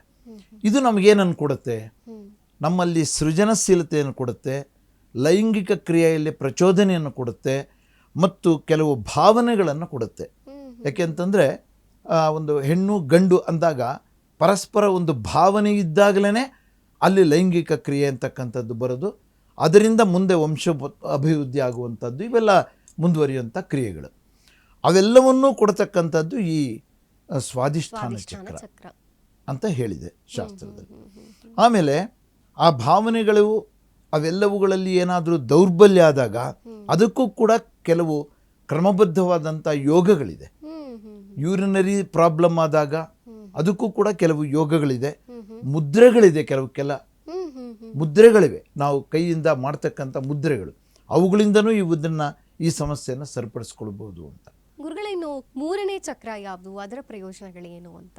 ಮೂರನೇ ಚಕ್ರ ಮಣಿಪುರ ಚಕ್ರ ಅಂತ ಹೇಳಿ. ಈ ಮಣಿಪುರ ಚಕ್ರ ಅಂತಕ್ಕಂಥದ್ದು ಉದರ ಭಾಗದಲ್ಲಿದೆ, ಹೊಟ್ಟೆ ಭಾಗದಲ್ಲಿ ಇರ್ತಕ್ಕಂಥದ್ದು. ಇದರ ನಾಭಿ ಪ್ರದೇಶ ಮತ್ತು ಹೊಟ್ಟೆ ಆ ಭಾಗದಲ್ಲಿ ಇರುವಂಥದ್ದು. ಇದು ಅಗ್ನಿ ತತ್ವದ ಚಕ್ರ. ಇದು ನೋಡಿ ಭಗವಂತ ಹೇಗೆ ಇವಕ್ಕೆ ಒಂದಕ್ಕೊಂದು ಈ ತತ್ವಗಳಿಗೂ ಮತ್ತು ಚಕ್ರಗಳಿಗೂ ಹೊಂದಾಣಿಕೆ ಇಟ್ಟಿದ್ದಾನೆ ಅಂತ. ಇದು ಅಗ್ನಿ ಚಕ್ರ ತತ್ವವನ್ನು ಅನುಸರಿಸುವಂಥ ಚಕ್ರ ಇದು. ಯಾಕೆಂದ್ರೆ ನಮಗೆ ಹೊಟ್ಟೆ ಒಳಗೆ ಒಂದು ಅಗ್ನಿ ಇರುತ್ತೆ. ಆ ಅಗ್ನಿ ಇಲ್ಲ ಅಂತಂದರೆ ನಾವು ತಿಂದಿದ್ದೇನು ಜೀರ್ಣನೇ ಆಗಲ್ಲ, ಹೇಗೆ ತಿಂದಿದ್ದು ಹಾಗೆ ಕೂತಿರುತ್ತೆ. ಅದಕ್ಕೆ ಜಠರಾಗ್ನಿ ಅಂತ ಹೇಳ್ತೀವಿ. ಆ ಜಠರಾಗ್ನಿಯ ಒಂದು ತಾಪದಿಂದ, ಅದರ ಒಂದು ಶಾಖದಿಂದ, ಅಲ್ಲಿ ಉತ್ಪತ್ತಿಯಾಗುವಂಥ ಶಾಖದಿಂದ ಜೀರ್ಣಕ್ರಿಯೆಗೆ ಅದು ಸಹಕಾರಿಯಾಗುತ್ತೆ. ಮುಂದಿನ ಕ್ರಿಯೆಗಳೇನು ಅಂತ ಎಲ್ರಿಗೂ ಗೊತ್ತಿದೆ. ಆ ರೀತಿ ಇದು ಅಗ್ನಿ ತತ್ವದ ಚಕ್ರ, ಇದು ಮಣಿಪುರ ಚಕ್ರ. ಇದು ಹಳದಿ ಬಣ್ಣದಿಂದ ಕೂಡಿರುವಂಥದ್ದು ಅಂತ ತಿಳಿಸಿದ್ದಾರೆ. ಮತ್ತು ಇದಕ್ಕೆ ಬೀಜ ಮಂತ್ರ ರಮ್ ಅನ್ನುವಂಥದ್ದು. ಆ ರಮ್ ಅನ್ನುವಂಥ ಚಕ್ರವನ್ನು ಸುದೀರ್ಘವಾಗಿ ಪಠನೆ ಮಾಡೋದ್ರಿಂದ ಅದು ಇಲ್ಲಿಂದನೇ ಉತ್ಪತ್ತಿ ಆಗುತ್ತೆ, ಉದರದಿಂದನೇ ಬರುವಂಥದ್ದು ಅದು. ಆ ರಮ್ ಅನ್ನುವಂಥ ಅಕ್ಷರನ ನಾವು ಪ್ರೊನೌನ್ಸ್ ಮಾಡಿದಾಗ ಆದ್ದರಿಂದ ಆ ಬೀಜ ಮಂತ್ರದಿಂದ ಅದು ಪಕ್ವವಾಗುತ್ತೆ ಮಣಿಪುರ ಚಕ್ರ. ಮತ್ತು ಇದು ನಮ್ಮಲ್ಲಿ ಏನನ್ನು ಉಪಯೋಗ ಕೊಡುತ್ತೆ, ನಮ್ಮ ಶರೀರಕ್ಕೆ ಬೇಕಾಗಿರ್ತಕ್ಕಂಥ ಎಲ್ಲ ಪ್ರಯೋಜನಗಳನ್ನು ಈ ಚಕ್ರಗಳು ಕೊಡ್ತವೆ. ಒಂದೊಂದು ಚಕ್ರ ಒಂದೊಂದು ಉಪಯೋಗ ಕೊಡುತ್ತೆ. ಇದು ನಮ್ಮಲ್ಲಿ ಆತ್ಮವಿಶ್ವಾಸವನ್ನು ಕೊಡುತ್ತೆ ಮತ್ತು ಆಕ್ರಮಣಕಾರಿಯಾದಂಥ ನಿಲುವನ್ನು ನಾವು ಕೆಲವು ಸಲ ಪಡ್ಕೊತೀವಿ. ಕೆಲವರಲ್ಲಿ ಅದು ಜಾಸ್ತಿ ಇರುತ್ತೆ ಅಂದ್ಕೊಂಡ್ರೆ ಅಗ್ರೆಸಿವ್ ನೇಚರ್ ಅಂತ ಹೇಳಿ. ಆ ಆಕ್ರಮಣಕಾರಿ ಬುದ್ಧಿ ಅದನ್ನು ನಿಯಂತ್ರಿಸುವಂಥದ್ದು ಅಥವಾ ಅದು ಅತಿಯಾಗಿರುವಂಥದ್ದು ಈ ಮಣಿಪುರ ಚಕ್ರದ ಪ್ರಭಾವದಿಂದ. ಆಮೇಲೆ ನಮ್ಮಲ್ಲಿ ಒಂದು ಇಚ್ಛಾಶಕ್ತಿ ಅಂತ ಇರಬೇಕು. ನಾವು ಯಾವುದೇ ಕೆಲಸ ಮಾಡಬೇಕಾದ್ರೆ ಒಂದು ಇಚ್ಛಾಶಕ್ತಿ ಬೇಕು. ಇಚ್ಛಾಶಕ್ತಿ ಇಲ್ದಿದ್ದು ನಾವು ಏನು ಕೆಲಸಗಳು ಮಾಡೋಕ್ಕಾಗಲ್ಲ. ಮಾಡಿದರೂ ಕೂಡ ಅದು ಅರ್ಧಂಬರ್ಧ ಆಗುತ್ತೆ, ಪೂರ್ಣ ಆಗಲ್ಲ, ಅದರಿಂದ ಬೇರೆಯವ್ರಿಗೂ ಪ್ರಯೋಜನ ಆಗಲ್ಲ. ಆದ್ದರಿಂದ ಆ ಇಚ್ಛಾಶಕ್ತಿಯನ್ನು ಕೊಡುವಂಥದ್ದು ಈ ಮಣಿಪುರ ಚಕ್ರ. ಮತ್ತು ಜೀರ್ಣಕ್ರಿಯೆಗೆ ನಾನು ಈಗಾಗಲೇ ಹೇಳಿದಂತೆ ಜೀರ್ಣಶಕ್ತಿಯನ್ನು ಕೊಡುವಂಥದ್ದು ಕೂಡ ಇದೇನೆ. ಮತ್ತು ಇದರಿಂದ ಅಸಮತೋಲನ ಆದಾಗ ನಮ್ಮಲ್ಲಿ ಅಸಹನೆ ಉಂಟಾಗುತ್ತೆ. ಈಗ ಎಲ್ರಿಗೂ ಸಾಮಾನ್ಯ ಗೊತ್ತಿರುತ್ತೆ, ಯಾವಾಗ ನಮಗೆ ಜೀರ್ಣ ಆಗಲಿಲ್ಲ ತಿಂದಿದ್ದು, ಯಾವುದೋ ಹಬ್ಬ ಹರಿದಿನಗಳಲ್ಲೋ ಅಥವಾ ಮದುವೆ ಮುಂಜಿ ಇಂಥ ಸಮಾರಂಭದಲ್ಲೋ ಸ್ವಲ್ಪ ಆಹಾರ ದಿನನಿತ್ಯಕ್ಕಿಂತ ಸ್ವಲ್ಪ ಹೆಚ್ಚಿನ ಆಹಾರ ನಾವು ಸೇವನೆ ಮಾಡಿದಾಗ ಕೆಲವು ಸಲ ಅದು ಅಜೀರ್ಣ ಆಗೋಗುತ್ತೆ. ಆ ಅಜೀರ್ಣ ಆದಾಗ ಏನಾಗುತ್ತೆ, ಅಸಹನೆ ಉಂಟಾಗುತ್ತೆ ನಮಗೆ. ಯಾರ ಹತ್ರ ಮಾತಾಡಬೇಕು ಅಂತಲೂ ಅನ್ಸಲ್ಲ. ಆಮೇಲೆ ಮಲಗಿದ್ರೆ ನಿದ್ರೆನೂ ಬರಲ್ಲ. ಅಸಹನೆ, ಟೋಟಲಿ ಶರೀರಕ್ಕೆ ಅಸಹನೆ. ನಮ್ಮಲ್ಲಿ ಅವಾಗ ಆತ್ಮವಿಶ್ವಾಸದ ಕೊರತೆ ಬರುತ್ತೆ. ಯಾರಾದರೂ ಏನಾದ್ರು ಕೇಳಿದರೆ ಸೂಕ್ತವಾದ ರೀತಿಯಲ್ಲಿ ಮಾತಾಡೋಕ್ಕಾಗಲ್ಲ, ಆತ್ಮವಿಶ್ವಾಸದ ಕೊರತೆ ಉಂಟಾಗುತ್ತೆ. ಇದಕ್ಕೆ ಭುಜಂಗಾಸನ, ವಜ್ರಾಸನ ಅನ್ನುವಂಥ ಆಸನಗಳನ್ನು ಮಾಡೋದ್ರಿಂದ, ನಾನೀಗಾಗಲೇ ಹೇಳಿದಂತೆ ಧ್ಯಾನದ ಜೊತೆಯಲ್ಲಿ, ಧ್ಯಾನ ಅನ್ನೋದು ಫಂಡಮೆಂಟಲ್, ಧ್ಯಾನದಿಂದನೇ ಪ್ರತಿಯೊಂದು ಬರಬೇಕು. ಧ್ಯಾನ ಮಾಡೋದಕ್ಕೆ ನಮ್ಮಲ್ಲಿ ತುಂಬ ಕಾನ್ಸಂಟ್ರೇಷನ್ ಇರಬೇಕು. ಆ ಧ್ಯಾನ ಮಾಡೋದಕ್ಕೆ ಬಹಳಷ್ಟು ನಾವು ದೈಹಿಕವಾಗಿ ಮಾನಸಿಕವಾಗಿ ತಯಾರಾಗಿರಬೇಕು. ಯಾಕೆಂದರೆ ಕೆಲವರಿಗೆ 5 ನಿಮಿಷ ಧ್ಯಾನ ಮಾಡೋದಕ್ಕೆ ಸಾಧ್ಯ ಆಗುತ್ತೆ, ಕೆಲವರಿಗೆ 1/4 ಗಂಟೆ ಆಗುತ್ತೆ, ಕೆಲವ್ರಿಗೆ ಅರ್ಧ ಗಂಟೆ ಆಗುತ್ತೆ, ಗಂಟೆಗಟ್ಟಲೆ ಧ್ಯಾನ ಮಾಡುವಂಥವ್ರು ಕೂಡ ಇದ್ದಾರೆ. ನಾವು ಕೂತ್ಕೊಂಡ್ರೆ ಅರ್ಧ ಗಂಟೆ ಕಡಿಮೆ ಧ್ಯಾನದಿಂದ ಏಳಲ್ಲ. ಅದಕ್ಕೆ ಆ ಶಕ್ತಿ ಒಂದು ನಾವು ನಿಧಾನಕ್ಕೆ ಪಡ್ಕೋಬೇಕು. ಅದನ್ನು ನಾವು ಎಲ್ಲಿಂದಲೋ ಕೊಂಡ್ಕೊಂಡು ಬರೋಕ್ಕಾಗಲ್ಲ, ಅಥವಾ ಅದು ನಮಗೆ ಜನ್ಮಾರಭ್ಯ ಬರುವಂಥದ್ದು ಅಲ್ಲ. ನಾನು ಆಗಲೇ ಹೇಳಿದೆ, ಕೆಲವು ಜನ್ಮಾರಭ್ಯದಿಂದ ಬರ್ತವೆ, ಕೆಲವು ಸಂಸ್ಕಾರಗಳನ್ನು ನಾವು ಕಲ್ತ್ಕೊಳ್ಬೇಕಾಗತ್ತೆ ಅಂತ. ಅದರಿಂದ ಆದರೆ ಆ ಒಂದು ಸಿದ್ಧಿ ಅನ್ನೋವಂಥದ್ದು ಯಾಕೆ ನಾವು ಹೋಗ್ತಾ ಹೋಗ್ತಾ ಟೈಮ್ ಕಳೆದಂಗೆ ಯಾಕೆ ಅದು ಸಿಗುತ್ತೆ? ಅಂದರೆ ಏನು ಆ್ಯಕ್ಚುಲಿ ಧ್ಯಾನ ಅಂದರೆ? ಧ್ಯಾನ ಅಂತಕ್ಕಂಥದ್ದು ನಮ್ಮ ಶರೀರ ಮತ್ತು ಮನಸ್ಸನ್ನು ಸಮಸ್ಥಿತಿಯಲ್ಲಿ ಇಡುವಂಥದ್ದು. ಒಂದೇ ವಾಕ್ಯದಲ್ಲಿ ಅದಕ್ಕೆ ಡೆಫಿನೇಷನ್ ಹೇಳಬೇಕು ಅಂದರೆ, ಶರೀರ ಮತ್ತು ನಮ್ಮ ಮನಸ್ಸು ಅದನ್ನು ಸಮಸ್ಥಿತಿಯಲ್ಲಿ ಇಡುವಂಥದ್ದು. ಯಾವುದೇ ಉದ್ವೇಗ ಆವೇಶಕ್ಕೆ ಒಳಗಾಗದೇ ಇರುವಂಥ ಮನಸ್ಥಿತಿ, ಶಾರೀರಿಕವಾಗಿ ನನಗೆ ಅಲ್ಲೇನೋ ನೋಯ್ತಾ ಇದೆ, ಇಲ್ಲೇನೋ ನೋಯ್ತಾ ಇದೆ, ಇಲ್ಲೇನೋ ಉರಿ ಆಗ್ತಾ ಇದೆ, ಇಂಥದ್ದೇನೂ ಇಲ್ಲದೆ ಇರತಕ್ಕಂಥ ಸಮಸ್ಥಿತಿಯಲ್ಲಿ ಕೂತ್ಕೊಳ್ಳುವಂಥದ್ದು. ಅಂದರೆ ಧ್ಯಾನ ಕೂತಾಗ ದೇಹದ ಮೇಲೆ ನಮಗೆ ಅಂದರೆ ನೆನಪೇ ಇರೋದಿಲ್ವಾ, ಅಥವಾ ಏನಾಗ್ತಿದೆ ಅನ್ನೋ ಗಮನ ಹೋಗೋದಿಲ್ವಾ? ಅದು ತುಂಬ ಮೇಲ್ಮಟ್ಟಕ್ಕೆ ಹೋದಾಗ, ನಾನೀಗ ಹೇಳ್ದಂಗೆ 1/4 ಗಂಟೆ ಅರ್ಧ ಗಂಟೆಗೆಲ್ಲ ಅದು ಬರಲ್ಲ. ಅದು ಪೂರ್ಣ ಪ್ರಮಾಣದ ಮಟ್ಟವನ್ನು ನಾವು ತಲುಪಿದಾಗ ಅದಕ್ಕೆ ಸಮಾಧಿ ಸ್ಥಿತಿ ಅಂತ ಹೇಳ್ತಾರೆ. ಆ ಸಮಾಧಿ ಸ್ಥಿತಿಯನ್ನು ನಾವು ತಲುಪಿದಾಗ ನಮಗೆ ಏನು ನಡೀತಾ ಇದೆ ಸುತ್ತು ಅಂತ ಗೊತ್ತಾಗಲ್ಲ. ಅಂಥ ಅನುಭವಗಳು ಬೇಕಾದಷ್ಟು ಜನಕ್ಕೆ ಆಗಿದೆ, ನಮಗೂ ಅಷ್ಟೋ ಸಲ ಆಗಿದೆ ಅದರ ಪರಿಚಯ. ಆ ಒಂದು ಸಮಾಧಿ ಸ್ಥಿತಿಗೆ ಹೋದಾಗ ನಮ್ಮ ಶರೀರ ಪೂರ್ತಿ ಹಗುರ ಆಗೋಗಿರುತ್ತೆ. ನಮಗೆ ಯಾವುದೇ ನಮ್ಮ ಕೈ ಕಾಲುಗಳ ತಲೆಯ ಯಾವುದರ ತೂಕನೂ ನಮಗೆ ಗೊತ್ತಾಗಲ್ಲ. ಆವಾಗ ನಮ್ಮೊಳಗಿನ ಚೇತನ ಆತ್ಮ ಅಂತ ನಾವೇನು ಕರಿತೀವಿ, ಆ ಆತ್ಮದ ಬಗ್ಗೆ ಮಾತಾಡಬೇಕು ಅಂದರೆ ಅದಕ್ಕೆ ಪ್ರತ್ಯೇಕವಾಗಿ ಬೇಕು ಟೈಮ್. ಆ ಆತ್ಮ ಅಂತಕ್ಕಂಥದ್ದು ಗಾಳಿಯಲ್ಲಿ ಹಾರಾಡ್ತಾ ಇರುತ್ತೆ, ತೇಲ್ತಾ ಇರುತ್ತೆ, ಅಷ್ಟು ಹಗರ ಆಗೋಗಿರುತ್ತೆ. ಅದು ಒಂದು ನೈಜವಾದಂಥ ಒಂದು ಸ್ಥಿತಿ, ಸಮಾಧಿ ಸ್ಥಿತಿ. ಆದರೆ ನಾವು ಒಂದೇ ಸಲ ಆ ಸ್ಥಿತಿಗೆ ಹೋಗೋಕ್ಕಾಗಲ್ಲ. 5 ನಿಮಿಷದಿಂದ ಪ್ರಾರಂಭ ಆಗಬೇಕು ನಮ್ಮದು. ನಾವು ಧ್ಯಾನಕ್ಕೆ ಕೂತ್ಕೊಂಡ್ರೆ ಮೊದಲನೇ ಸಲ ನಾವು ಹೇಳೋದೇ ನಮ್ಮ ಶಿಷ್ಯರಿಗೆ ಅಥವಾ ನಮ್ಮ ಕ್ಲೈಂಟ್ಸ್ಗೆ 5 ನಿಮಿಷ ಧ್ಯಾನ ಮಾಡು, ನಿನಗೆ ಏನು ಅನುಭವ ಆಗುತ್ತೆ ಅನ್ನೋದನ್ನು ನೋಡಿಕೊಂಡು ಆಮೇಲೆ ಅದನ್ನು ನೀನೇ ಇಂಪ್ರೂವ್ ಮಾಡ್ತಾ ಬರಬೇಕು. ನಾನು ಇನ್ಸಿಸ್ಟ್ ಮಾಡಿ ಮಾಡ್ಸೋಕ್ಕಾಗಲ್ಲ. ನೀನು 1/4 ಗಂಟೆ ಮಾಡಲೇಬೇಕು ಅಂತ ಹೇಳಿದರೆ ಅವನ ಕೈಲಿ ಆಗಲ್ಲ 1/4 ಗಂಟೆ ಮಾಡೋಕ್ಕೆ. ಮನಸ್ಸು ಹರಿದಾಡ್ತಾ ಇರುತ್ತೆ. ಆ ಹರಿದಾಡೋಂಥ ಮನಸ್ಸನ್ನು ಹತೋಟಿಗೆ ತಂದುಕೊಂಡು ಕುತ್ಕೊಳ್ಳುವಂಥ ಒಂದು ಶಕ್ತಿ ಅಭ್ಯಾಸ ಬಲದ ಮೇಲೆ ಬರುತ್ತದೆ. ಅಲ್ಲ, ಪ್ರತಿಯೊಬ್ಬರು ಯಾಕೆ ಧ್ಯಾನ ಮಾಡಲೇಬೇಕು, ಯಾಕೆ ಮಾಡಬೇಕು? ಈಗ ಈ ರೀತಿಯ ಪರಿಣಾಮಗಳನ್ನೆಲ್ಲ ನಾವು ಪಡ್ಕೋಬೇಕು ಅಂದರೆ, ಅಥವಾ ಕೆಲವು ದೌರ್ಬಲ್ಯಗಳು ನಮ್ಮಲ್ಲಿ ಏನಿದೆ ಆ ದೌರ್ಬಲ್ಯಗಳನ್ನು ನಾವು ಹೊರಗೆ ಹಾಕಬೇಕು ಅಂದರೆ ಆ ಧ್ಯಾನ ಮಾಡೋದ್ರಿಂದ ಸುಲಭವಾದ ಮಾರ್ಗ. ಯಾಕೆಂದರೆ ನಮಗೆ ಎಲ್ಲವೂ ಕೂಡ ಡಾಕ್ಟ್ರು ಕೊಡುವಂಥ ಮೆಡಿಸನ್ನಿಂದ ಕ್ಯೂರ್ ಆಗೋಕ್ಕೆ ಸಾಧ್ಯ ಇಲ್ಲ. ಸಾಧ್ಯ ಇದೆ ಅಂತ ಮೆಡಿಕಲ್ ಸೈನ್ಸ್ ಹೇಳುತ್ತೆ, ಆದರೆ ಅನುಭವ ಅಮೃತ ಅವರಿಗೂ ಕೂಡ ಅನುಭವ ಆಗಿರುತ್ತೆ. ಎಷ್ಟೋ ಜನ ವೈದ್ಯರೇ ಕೂಡ ಹೇಳ್ತಾರೆ ಸುಮ್ಮನೆ ಸೈಲೆಂಟಾಗಿರಿ, ಯಾಕೆ ಯೋಚನೆ ಮಾಡ್ತೀರಾ ಅಂತ ಎಷ್ಟೋ ಜನ ಬೈದು ಕಳಿಸ್ತಾರೆ ಪೇಷಂಟ್ಸ್ನ. ನೀವು ನೋಡಿರ್ತೀರ, ಯಾಕೆ ಸುಮ್ಮನೆ ತಲೆಗೆ ಹಚ್ಕೊಂಡು ಕೊರಗ್ತೀಯ, ಸುಮ್ಮನೆ ಸೈಲೆಂಟಾಗಿ ಆರಾಮಾಗಿ ನೆಮ್ಮದಿಯಾಗಿರು ಅಂತಾರೆ. ಧ್ಯಾನ ಮಾಡು ಅಂತ ಹೇಳಲ್ಲ ಅವರಷ್ಟೇ. ಅದನ್ನು ಹೇಳೋರು ಇದ್ದಾರೆ ಎಷ್ಟೋ ಜನ ಡಾಕ್ಟ್ರು. ಅದು ಕೂಡ ಒಂದು ರೀತಿಯಲ್ಲಿ ಶಾರೀರಿಕವಾಗಿ ಮಾನಸಿಕವಾಗಿ ಕೊಡುವಂಥ ಟ್ರೀಟ್ಮೆಂಟೇ ಅಂತ ಅಂದ್ಕೊಂಬಿಡಿ. ಧ್ಯಾನ ಬಹಳಷ್ಟು ಆಧ್ಯಾತ್ಮಿಕ ಚಿಂತಕರು ಧ್ಯಾನದ ಬಗ್ಗೆ ಹೇಳುವಾಗ ನಿಮ್ಮನ್ನ ನೀವು ಕಂಡುಕೊಳ್ಳಕ್ ಧ್ಯಾನ ಮಾಡಿ, ಇಷ್ಟು ದೊಡ್ಡ ದೊಡ್ಡ ಮಾತುಗಳು ಖಂಡಿತವಾಗೂ ಸಾಮಾನ್ಯರ ತಲೆಗೆ ಹೋಗಲ್ಲ ಅಂತ ಅನ್ಸುತ್ತೆ ಅಲ್ವಾ? ಬೇಸಿಕ್ ಆಗಿ ನಿಮಗೆ ಈ ಪ್ರಯೋಜನ ಇದೆ, ನೀವು ಒಂದು 5 ನಿಮಿಷ ಧ್ಯಾನ ಮಾಡಿ ಅನ್ನೋದ್ರಿಂದ ಶುರುವಾಗಬೇಕಾ? ಖಂಡಿತ ಖಂಡಿತ ಖಂಡಿತ ಆ ಮಾತು ಸತ್ಯ. ಯಾವಾಗಲೂ ನಾವು ಮನುಷ್ಯನಿಗೆ ಏನಾದರೂ ಒಂದು ಪ್ರಯೋಜನ ಇದೆ ಅಂತ ಅಥವಾ ಅವನಿಗೆ ಉಪಯೋಗ ಆಗುತ್ತೆ ಅಂತ ಹೇಳಿದಾಗಲೇ ಅವನದನ್ನು ಅಭ್ಯಾಸ ಮಾಡೋದು. ಇಲ್ಲದೆ ಹೋದರೆ ಅವನದ್ರ ಸುದ್ದಿಗೆ ಹೋಗಲ್ಲ. ಹಾಗೆ ಈ ಧ್ಯಾನನೂ ಕೂಡ ನಾನು 1000 ಜನ ವಿದ್ಯಾರ್ಥಿಗಳ ಮೇಲೆ ಇದನ್ನು ಪ್ರಯೋಗ ಮಾಡಿದ್ದೀನಿ. ಅವ್ರಿಗಾಗಿರೋ ಪ್ರಯೋಜನನ ಅವ್ರು ನನ್ನ ಮುಂದೆ ಹೇಳಿದ್ದಾರೆ. Students, 2nd PU students, engineering ಓದೋ ಸ್ಟೂಡೆಂಟ್ಸು, ಇಂಥವ್ರೆಲ್ಲ ನನ್ನ ಹತ್ರ ಸಾಮಾನ್ಯವಾಗಿ ಬರ್ತಾನೆ ಇರ್ತಾರೆ. ಕಾನ್ಸಂಟ್ರೇಷನ್ ಇಲ್ಲ ಗುರುಗಳೇ ಅಂತ ಬರ್ತಾರೆ. ನನಗೆ ಕಾನ್ಸಂಟ್ರೇಷನ್ ಕೊರತೆ, ಓದೋಕೆ ಕುತ್ಕೊಂಡ ತಕ್ಷಣ ನನ್ನ ಮನಸ್ಸು ಮೈಂಡ್ ಎಲ್ಲೆಲ್ಲೋ ಹೋಗುತ್ತೆ ಅಂತಾರೆ. ನಾನು ಫಂಡಮೆಂಟಲಾಗಿ ಕೇಳೋ ಪ್ರಶ್ನೆ, ನಿದ್ದೆ ಚೆನ್ನಾಗಿ ಮಾಡ್ತೀಯನಪ್ಪ? ಇಲ್ಲ, ನಿದ್ದೆ ಚೆನ್ನಾಗಿ ಮಾಡಲ್ಲ. ಮೊದಲು ನೀನು ನಿದ್ದೆ ಮಾಡ್ಬೇಕು ಚೆನ್ನಾಗಿ. ಅದಕ್ಕೆ ಅಂತ ಒಂದು ಟೈಮು ಫಿಕ್ಸ್ ಮಾಡಿಕೊಂಡು ಒಂದಷ್ಟು ನಿದ್ದೆ ಮಾಡಬೇಕು ಚೆನ್ನಾಗಿ. ನೀನು ನಿದ್ದೆ ಮಾಡಿದ ಮೇಲೆ ನಿನಗೊಂದು ಸುಲಭವಾದ ಮಂತ್ರ ಹೇಳ್ಕೊಡ್ತೀನಿ. ಬೇರೆ ಏನೂ ಅಲ್ಲ, ಓಂಕಾರನೇ. ಆ ಓಂ ಅನ್ನುವಂಥದ್ದನ್ನು ಸ್ಮರಣೆ ಮಾಡ್ತಾ ಆ ಧ್ಯಾನವನ್ನು ಪ್ರಾರಂಭ ಮಾಡಿದರೆ 5 ನಿಮಿಷ, 10 ನಿಮಿಷ, 15 ನಿಮಿಷ, 20 ನಿಮಿಷ, 25 ನಿಮಿಷ ಹೀಗೆ ಏರಿಕೆ ಆಗ್ತಾ ಹೋಗಿರೋದು ಬೇಕಾದಷ್ಟು ಜನಕ್ಕೆ ಆಗಿದೆ.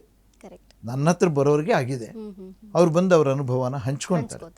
ಹೀಗೆ ನನಗೆ ಇದು ನಿದ್ದೆ ಅಲ್ಲ ಅನ್ನೋದು, ಅದು ನಿದ್ರಾವಸ್ಥೆಗೂ ಕೂಡ ತೊಗೊಂಡು ಹೋಗೋದು ಉಂಟು.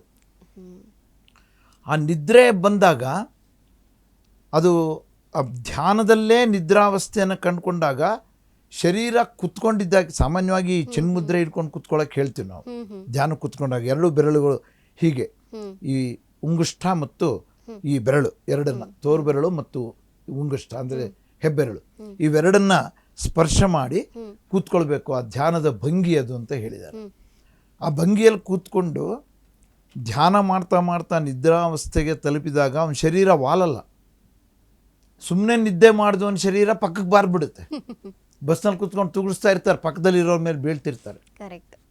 ಕ್ಲಾಸ್ ರೂಮಲ್ಲಿ ಸ್ಟೂಡೆಂಟ್ ತೂಗಿಸ್ ಪಕ್ಕದಲ್ಲಿರೋರ ಮೇಲೆ ಬೀಳ್ತಾನೆ. ಅದು ನಿದ್ರೆ.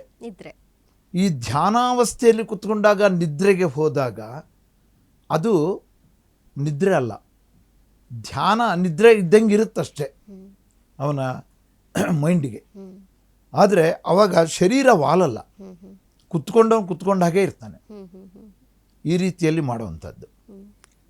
ಇನ್ನು ಈ ಮಣಿಪುರ ಚಕ್ರದ ಈ ಆಸನಗಳನ್ನು ಸರಿಯಾದ ರೀತಿಯಲ್ಲಿ ವ್ಯವಸ್ಥಿತವಾಗಿ ಮಾಡಿದಾಗ ಈ ಆಕ್ರಮಣಕಾರಿಯಾದಂಥ ಸ್ವಭಾವ, ಜಗಳಗಂಟರು ಅಂತೀವಿ ನಾವು, ಈ ಎಲ್ಲರನ್ನೂ ಅನ್ನಲ್ಲ, ಕೆಲವ್ರು ಮಾತ್ರ ಅಂತೀವಿ. ಯಾಕೆ? ತಂದೆ ತಾಯಿಗಳು ಸೌಮ್ಯ ಸ್ವಭಾವದವರಾಗಿರ್ತಾರೆ, ಮಗನೋ ಅಥವಾ ಮಗಳೋ ಜಗಳಗಂಟರಾಗಿರ್ತಾರೆ. ಯಾಕೆ ಅಂದರೆ ಈ ಮಣಿಪುರ ಚಕ್ರ ಅವರಲ್ಲಿ ಸರಿಯಾದ ರೀತಿಯಲ್ಲಿ ಇರಲ್ಲ.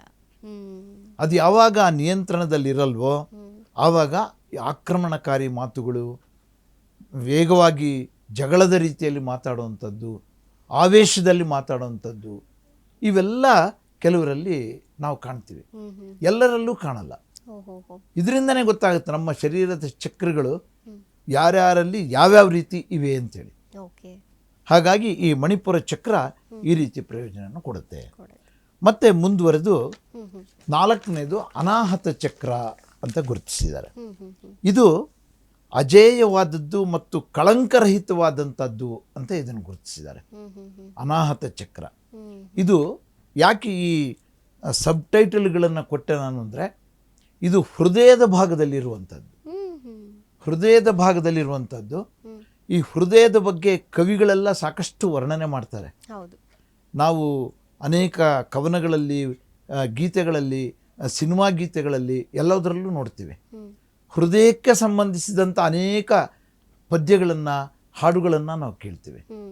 ಯಾಕೆ ಅಂತಂದರೆ ಆ ಹೃದಯ ಭಾಗದಲ್ಲಿರ್ತಕ್ಕಂಥ ಈ ಅನಾಹತ ಚಕ್ರ ಕಳಂಕರಹಿತವಾದದ್ದು ಮತ್ತು ಇದು ಅಜೇಯವಾದ ಸ್ವಭಾವವನ್ನು ಹೊಂದಿರುವಂಥದ್ದು. ಇದರ ಒಂದು ತತ್ವ ವಾಯುತತ್ವ, ವಾಯುತತ್ವವನ್ನು ಅನುಸರಿಸಿರುವಂಥ ಚಕ್ರ ಇದು. ಇದರ ಬಣ್ಣ ಹಸಿರು ಬಣ್ಣ ಅನಾಹತ ಚಕ್ರದ್ದು. ಮತ್ತು ಇದರ ಬೀಜ ಮಂತ್ರ ಎಂ ಅನ್ನುವಂಥದ್ದು. ಎಂ ಅನ್ನುವಂಥದ್ದು ಇದು ನಮ್ಮಲ್ಲಿ ಪ್ರೀತಿ, ಕರುಣೆ, ಕ್ಷಮೆ, ದಯೆ, ಭಯ ಇವೆಲ್ಲವನ್ನು ಉಂಟು ಮಾಡುವಂಥ ಚಕ್ರ ಇದು. ಒಟ್ಟು ನಮ್ಮ ಭಾವನೆಗಳು ಅಂದರೆ ಇವೆಲ್ಲ ಬರುತ್ತೆ. ಪ್ರೀತಿನೂ ಬರುತ್ತೆ, ಕರುಣೆನೂ ಬರುತ್ತೆ, ಇವೆಲ್ಲ ಬರುತ್ತೆ. ಇದರ ಅಸಮತೋಲನ ಆದಾಗ ದ್ವೇಷ, ಅಸೂಯೆ ಮತ್ತು ವಿರೋಧವನ್ನು ಮಾಡುವಂಥದ್ದು ಕೆಲವರಲ್ಲಿ ಇರುತ್ತೆ. ಬೇರೆಯವರು ಹೇಳಿದ್ದನ್ನೆಲ್ಲ ವಿರೋಧ ಮಾಡ್ತಿರ್ತಾರೆ. ಅವ್ರು ಏನು ಹೇಳ್ತಾರೋ ಅದನ್ನೇ ನಡಿಬೇಕು ಅಂತ. ಬೇರೆಯವರು ಹೇಳಿದ್ದು ಅಪ್ಪಟ ಸತ್ಯ ಆಗಿದ್ದರು, ಅದು 100ಕ್ಕೆ 100 ಸರಿಯಾದ ಮಾಹಿತಿ ಆಗಿದ್ದರು, ಅದನ್ನು ನಂಬೋದು ಕಷ್ಟ ಅವರು. ಅದಕ್ಕೆಲ್ಲ ಕಾರಣ ಈ ಅನಾಹತ ಚಕ್ರದ ದೌರ್ಬಲ್ಯ. ಅದಕ್ಕಿಂತ ಇನ್ನೂ ಮುಖ್ಯವಾಗಿ ಹೃದಯದ ತೊಂದರೆ ನೀವೆಲ್ಲ ಬೇಕಾದಷ್ಟು ಸಮಾಜದಲ್ಲಿ ಇತ್ತೀಚೆಗೆ ಹೆಚ್ಚಾಗಿದೆ ಕೂಡ, ಹಾರ್ಟ್ ಪ್ರಾಬ್ಲಮ್. ಈ ಹೃದಯದ ತೊಂದರೆ ಆಗುವಂಥದ್ದು ಈ ಅನಾಹತ ಚಕ್ರದ ಒಂದು ದೌರ್ಬಲ್ಯದಿಂದನೇ. ಅದನ್ನು ಕೂಡ ಅದಕ್ಕೆ ಸೂಕ್ತವಾದ ವೈದ್ಯೋಪಚಾರಗಳನ್ನು ಮಾಡಿಸ್ಕೊಳ್ಳುವಂಥದ್ದು, ಹಾರ್ಟ್ ಸರ್ಜರಿ ಮಾಡಿಸ್ಕೊಳ್ಳೋದು, ಅದೆಲ್ಲ ಒಂದು ಪಕ್ಕ ಆಯಿತು. ಅವು ಬೇಡ ಅಂತಲ್ಲ, ಅವುಗಳ ಅನಿವಾರ್ಯತೆಯೂ ಇದೆ. ಅದರ ಜೊತೆಗೆ ಈ ಅನಾಹತ ಚಕ್ರದ ಒಂದು ಸ್ಥಿತಿಯನ್ನು ಉತ್ತಮಪಡಿಸಿಕೊಳ್ಳುವಂಥದ್ದು ಕೂಡ ಬಹಳ ಮುಖ್ಯ. ಅದನ್ನು ಯಾರೂ ಮಾಡ್ತಾ ಇಲ್ಲ. ಅನಾಹತ ಚಕ್ರವನ್ನು ಸುಸ್ಥಿತಿಯಲ್ಲಿ ಇಟ್ಕೊಂಡಷ್ಟು, ಅಂದರೆ ಮನಸ್ಸನ್ನು ಶಾಂತವಾಗಿ ಇಟ್ಕೊಳ್ಳೋದ್ರಿಂದ ಮತ್ತು ಈ ವಿರೋಧ ಭಾವ, ದ್ವೇಷ, ಅಸೂಯೆ ಇವುಗಳನ್ನು ಎಲ್ಲರಲ್ಲೂ ಬರ್ತವೆ. ಅರಿಷಡ್ ವರ್ಗಗಳು ಅಂತ ಕರಿತೀವಲ್ಲ, ಅವು ಪ್ರತಿಯೊಬ್ಬರಲ್ಲೂ ಇರುತ್ತೆ. ಅವನ್ನು ಹೆಚ್ಚು ಉದ್ದೀಪನಗೊಳಿಸಿದಂತೆ ಅದನ್ನು ಪ್ರಾರಂಭದಲ್ಲೇ ಚಿವುಟಿ ಹಾಕುವಂಥದ್ದನ್ನು ನಾವು ಡೆವಲಪ್ ಮಾಡಿಕೊಂಡಷ್ಟು ನಮ್ಮ ಹಾರ್ಟ್ ಗಟ್ಟಿಯಾಗಿದೆ. ಇವತ್ತಿನ ಅನೇಕ ಹಾರ್ಟ್ ಅಟ್ಯಾಕ್ಗಳಿಗೆ ಇದೇ ಕಾರಣ. ಕೆಲವು ಬ್ಯಾಡ್ ಹ್ಯಾಬಿಟ್ಸ್ನಿಂದ ಆಗಬಹುದು. ಕುಡಿತದಿಂದನೋ, ಧೂಮಪಾನ ವಿಪರೀತವಾಗಿ ಮಾಡೋದ್ರಿಂದನೋ, ಅಥವಾ ಬೇರೆ ಬೇರೆ ಮಾಂಸಾಹಾರದ ವಿಪರೀತ ಭಕ್ಷಣೆಯಿಂದನೋ ಇವುಗಳಿಂದ ಆಗುತ್ತೆ ಅಂತ ಡಾಕ್ಟರ್ಗಳು ಹೇಳ್ತಾರೆ. ಅವೆಲ್ಲವುಗಳ ಜೊತೆಗೆ ಈ ಅನಾಹತ ಚಕ್ರದ ಪರಿಣಾಮ ಯಾರಲ್ಲಿ ಸುಸ್ಥಿತಿಯಲ್ಲಿರಲ್ವೋ ಅವರಿಗೆ ಈ ಸಮಸ್ಯೆ ಆಗೇ ಆಗುತ್ತೆ. ಅದನ್ನು ಸುಸ್ಥಿತಿಯಲ್ಲಿ ಇಟ್ಕೊಂಡ್ರೆ ಹಾರ್ಟ್ ಆರೋಗ್ಯವಾಗಿರುತ್ತೆ ಅಂತ. ಇನ್ನು ಮುಂದಿಂದು ವಿಶುದ್ಧ ಚಕ್ರ. ಇದರ ಬಣ್ಣ ಯಾವುದು ಅಂದ್ರೆ? ಇದರ ಬಣ್ಣ ಹಸಿರು ಅಂತ. ಹಸಿರು ಬಣ್ಣ. ಎಂ ಅನ್ನುವಂಥದ್ದು ಇದರ ಬೀಜ ಮಂತ್ರವಾಗಿರುತ್ತೆ. ಗುರುಗಳೇ, ಇನ್ನು ಮುಂದಿನ ಚಕ್ರದ ಬಗ್ಗೆ ತಿಳಿಸ್ಕೊಡ್ತಿದ್ರಿ. ಮುಂದಿನ 5ನೇ ಚಕ್ರ ವಿಶುದ್ಧ ಚಕ್ರ ಅಂತ ಇದೆ. ಇದು ಪದವೇ ಹೇಳುತ್ತೆ. ವಿಶುದ್ಧ ಅಂತಂದರೆ ನಮ್ಮ ನುಡಿ, ಮಾತು, ಅಭಿವ್ಯಕ್ತಿ ಅಥವಾ ನಮ್ಮ ಬೇರೆಯವರೊಂದಿಗೆ ನಾವು ಮಾಡುವಂಥ ಸಂವಹನ, ಇವುಗಳಿಗೆಲ್ಲ ನಮ್ಮ ಗಂಟಲು ಅಲ್ಲಿಂದ ಮೇಲಿನ ನಾಲಿಗೆ ಹ್ಮ್ ಇವು ಬಹಳ ಮುಖ್ಯ. ಹ್ಮ್ ಅದಕ್ಕಾಗಿ ಅದು ಕಂಠಭಾಗದಲ್ಲಿ ಇರುವಂಥದ್ದು. ಹ್ಮ್ ಈ ವಿಶುದ್ಧ ಚಕ್ರ ನಮ್ಮಲ್ಲಿ ಕಂಠಭಾಗದಲ್ಲಿ ಇರುವಂಥದ್ದು. ಹ್ಮ್ ಹ್ಮ್ ಇದು ಆಕಾಶ ತತ್ವದ ಚಕ್ರ. ಇದು ಹ್ಮ್ ಹ್ಮ್ ಆಕಾಶ ತತ್ವ ಇದರದು. ಹ್ಮ್ ಇದರಿಂದ ಪ್ರಯೋಜನ ತುಂಬ ಇದೆ. ಹ್ಮ್ ಹ್ಮ್ ಅಷ್ಟೇ ಇದು ಅನೇಕರಲ್ಲಿ ಕೆಡುಕನ್ನು ಉಂಟು ಮಾಡಿರುವಂಥದ್ದನ್ನು ಕೂಡ ನಾವು ಕಾಣ್ತೀವಿ. ಹ್ಮ್ ಹ್ಮ್ ಹ್ಮ್ ಇದರ ಬಣ್ಣ ನೀಲಿ ಬಣ್ಣ. ಇದರ ಬೀಜ ಮಂತ್ರ ಹಮ್ ಅನ್ನುವಂಥದ್ದು. ಹ್ಮ್ ಹ್ಮ್ ನೋಡ್ರಿ, ನೀವು ಹಮ್ ಅಂತ ಅಂದ್ಕೊಂಡ್ರೆ ಅಂದ್ರಿ ಒಂದ್ಸಲ, ಹಮ್ ಗಂಟ್ಲಿಂದನೇ ಬರುತ್ತೆ. ಗಂಟಲಿಂದನೇ ಬರುತ್ತೆ. ಹಮ್ ಅನ್ನುವಂಥ ಅಕ್ಷರ ಹೊರಡದೇ ಈ ಗಂಟ್ಲಿಂದ. ಹ್ಮ್ ಹ್ಮ್ ಹ್ಮ್ ಹಾಗಾಗಿ ಇದು ಇರುವಂಥದ್ದು ಈ ಕಂಠಭಾಗದಲ್ಲಿ. ಹ್ಮ್ ಹ್ಮ್ ಹ್ಮ್ ಇದರ ಒಂದು ಪ್ರಯೋಜನ ನಾವು ಮಾಡುವಂಥ ಸಂವಹನ. ಹ್ಮ್ ಈಗ ನಾವು ಮಾತಾಡ್ತಾ ಇದ್ದೀವಿ, ಹ್ಮ್ ನೀವು ಕೇಳುವಂಥ ಪ್ರಶ್ನೆಗೆ ಹ್ಮ್ ಹ್ಮ್ ನಾನು ಯಾವ ಮಟ್ಟದಲ್ಲಿ, ಯಾವ ಪ್ರಮಾಣದಲ್ಲಿ, ಹ್ಮ್ ಯಾವ ಕಂಠ ಸಿರಿಯಲ್ಲಿ ಹ್ಮ್ ಹ್ಮ್ ಮಾತಾಡಬೇಕೋ ಅದೇ ರೀತಿಯಲ್ಲಿ ಮಾತಾಡಬೇಕು. ಸರಿ. ನೀವು ಸೌಮ್ಯವಾದ ಯಾವುದೋ ಒಂದು ವಿಷಯವನ್ನು ಪ್ರಶ್ನೆ ಕೇಳಿದಾಗ ಹ್ಮ್ ಹ್ಮ್ ಹ್ಮ್ ನಾನು ಕ್ರೌರ್ಯವಾದ ಮಾತುಗಳನ್ನು ಆಡಿಬಿಟ್ರೆ ಅದು ಸಂವಹನ ಆಗಲ್ಲ, ಓಕೆ. ಅದು ವಿರೋಧ ಆಗುತ್ತೆ. ಅದು ಹ್ಮ್ ಹ್ಮ್ ನಾನು ಇಷ್ಟು ಕೂಲಾಗಿ ಇವ್ರನ್ನ ಪ್ರಶ್ನೆ ಕೇಳಿದರೆ ಇವರೇನು ಹಿಂಗೆ ಹಾರಾಡ್ತಾರೆ ಅಂತ ಅನೇಕ ಜನ ಬೈಕೊಂತಿರ್ತಾರೆ. ಹ್ಮ್ ಹ್ಮ್ ಕೆಲವರಲ್ಲಿ ಆ ಸ್ವಭಾವ ಇರುತ್ತೆ. ಹ್ಮ್ ಹ್ಮ್ ಹ್ಮ್ ಆದ್ದರಿಂದ ಇದು ಸಂವಹನಕ್ಕೆ, ಹ್ಮ್ ಸತ್ಯವಚನಕ್ಕೆ ಹ್ಮ್ ಹ್ಮ್ ನಾವು ಮಾತಾಡುವಂಥದ್ದು ಯಾವಾಗಲೂ ಉತ್ತಮವಾಗಿರಬೇಕು ಅಂತ. ಓಕೆ. ಅಂಥದ್ದಕ್ಕೆ ನಾವು ಸತ್ಯವಚನ ಅಂತ ಹೇಳ್ತೀವಿ. ಸರಿ.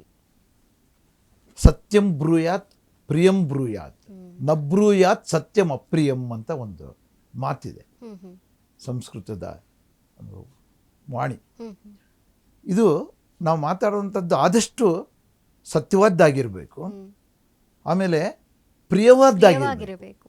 ಬೇರೆಯವರಿಗೆ ಹರ್ಟ್ ಮಾಡುವಂಥದ್ದಾಗಿರ್ಬಾರ್ದು. ಆಗಿರಬಾರ್ದು.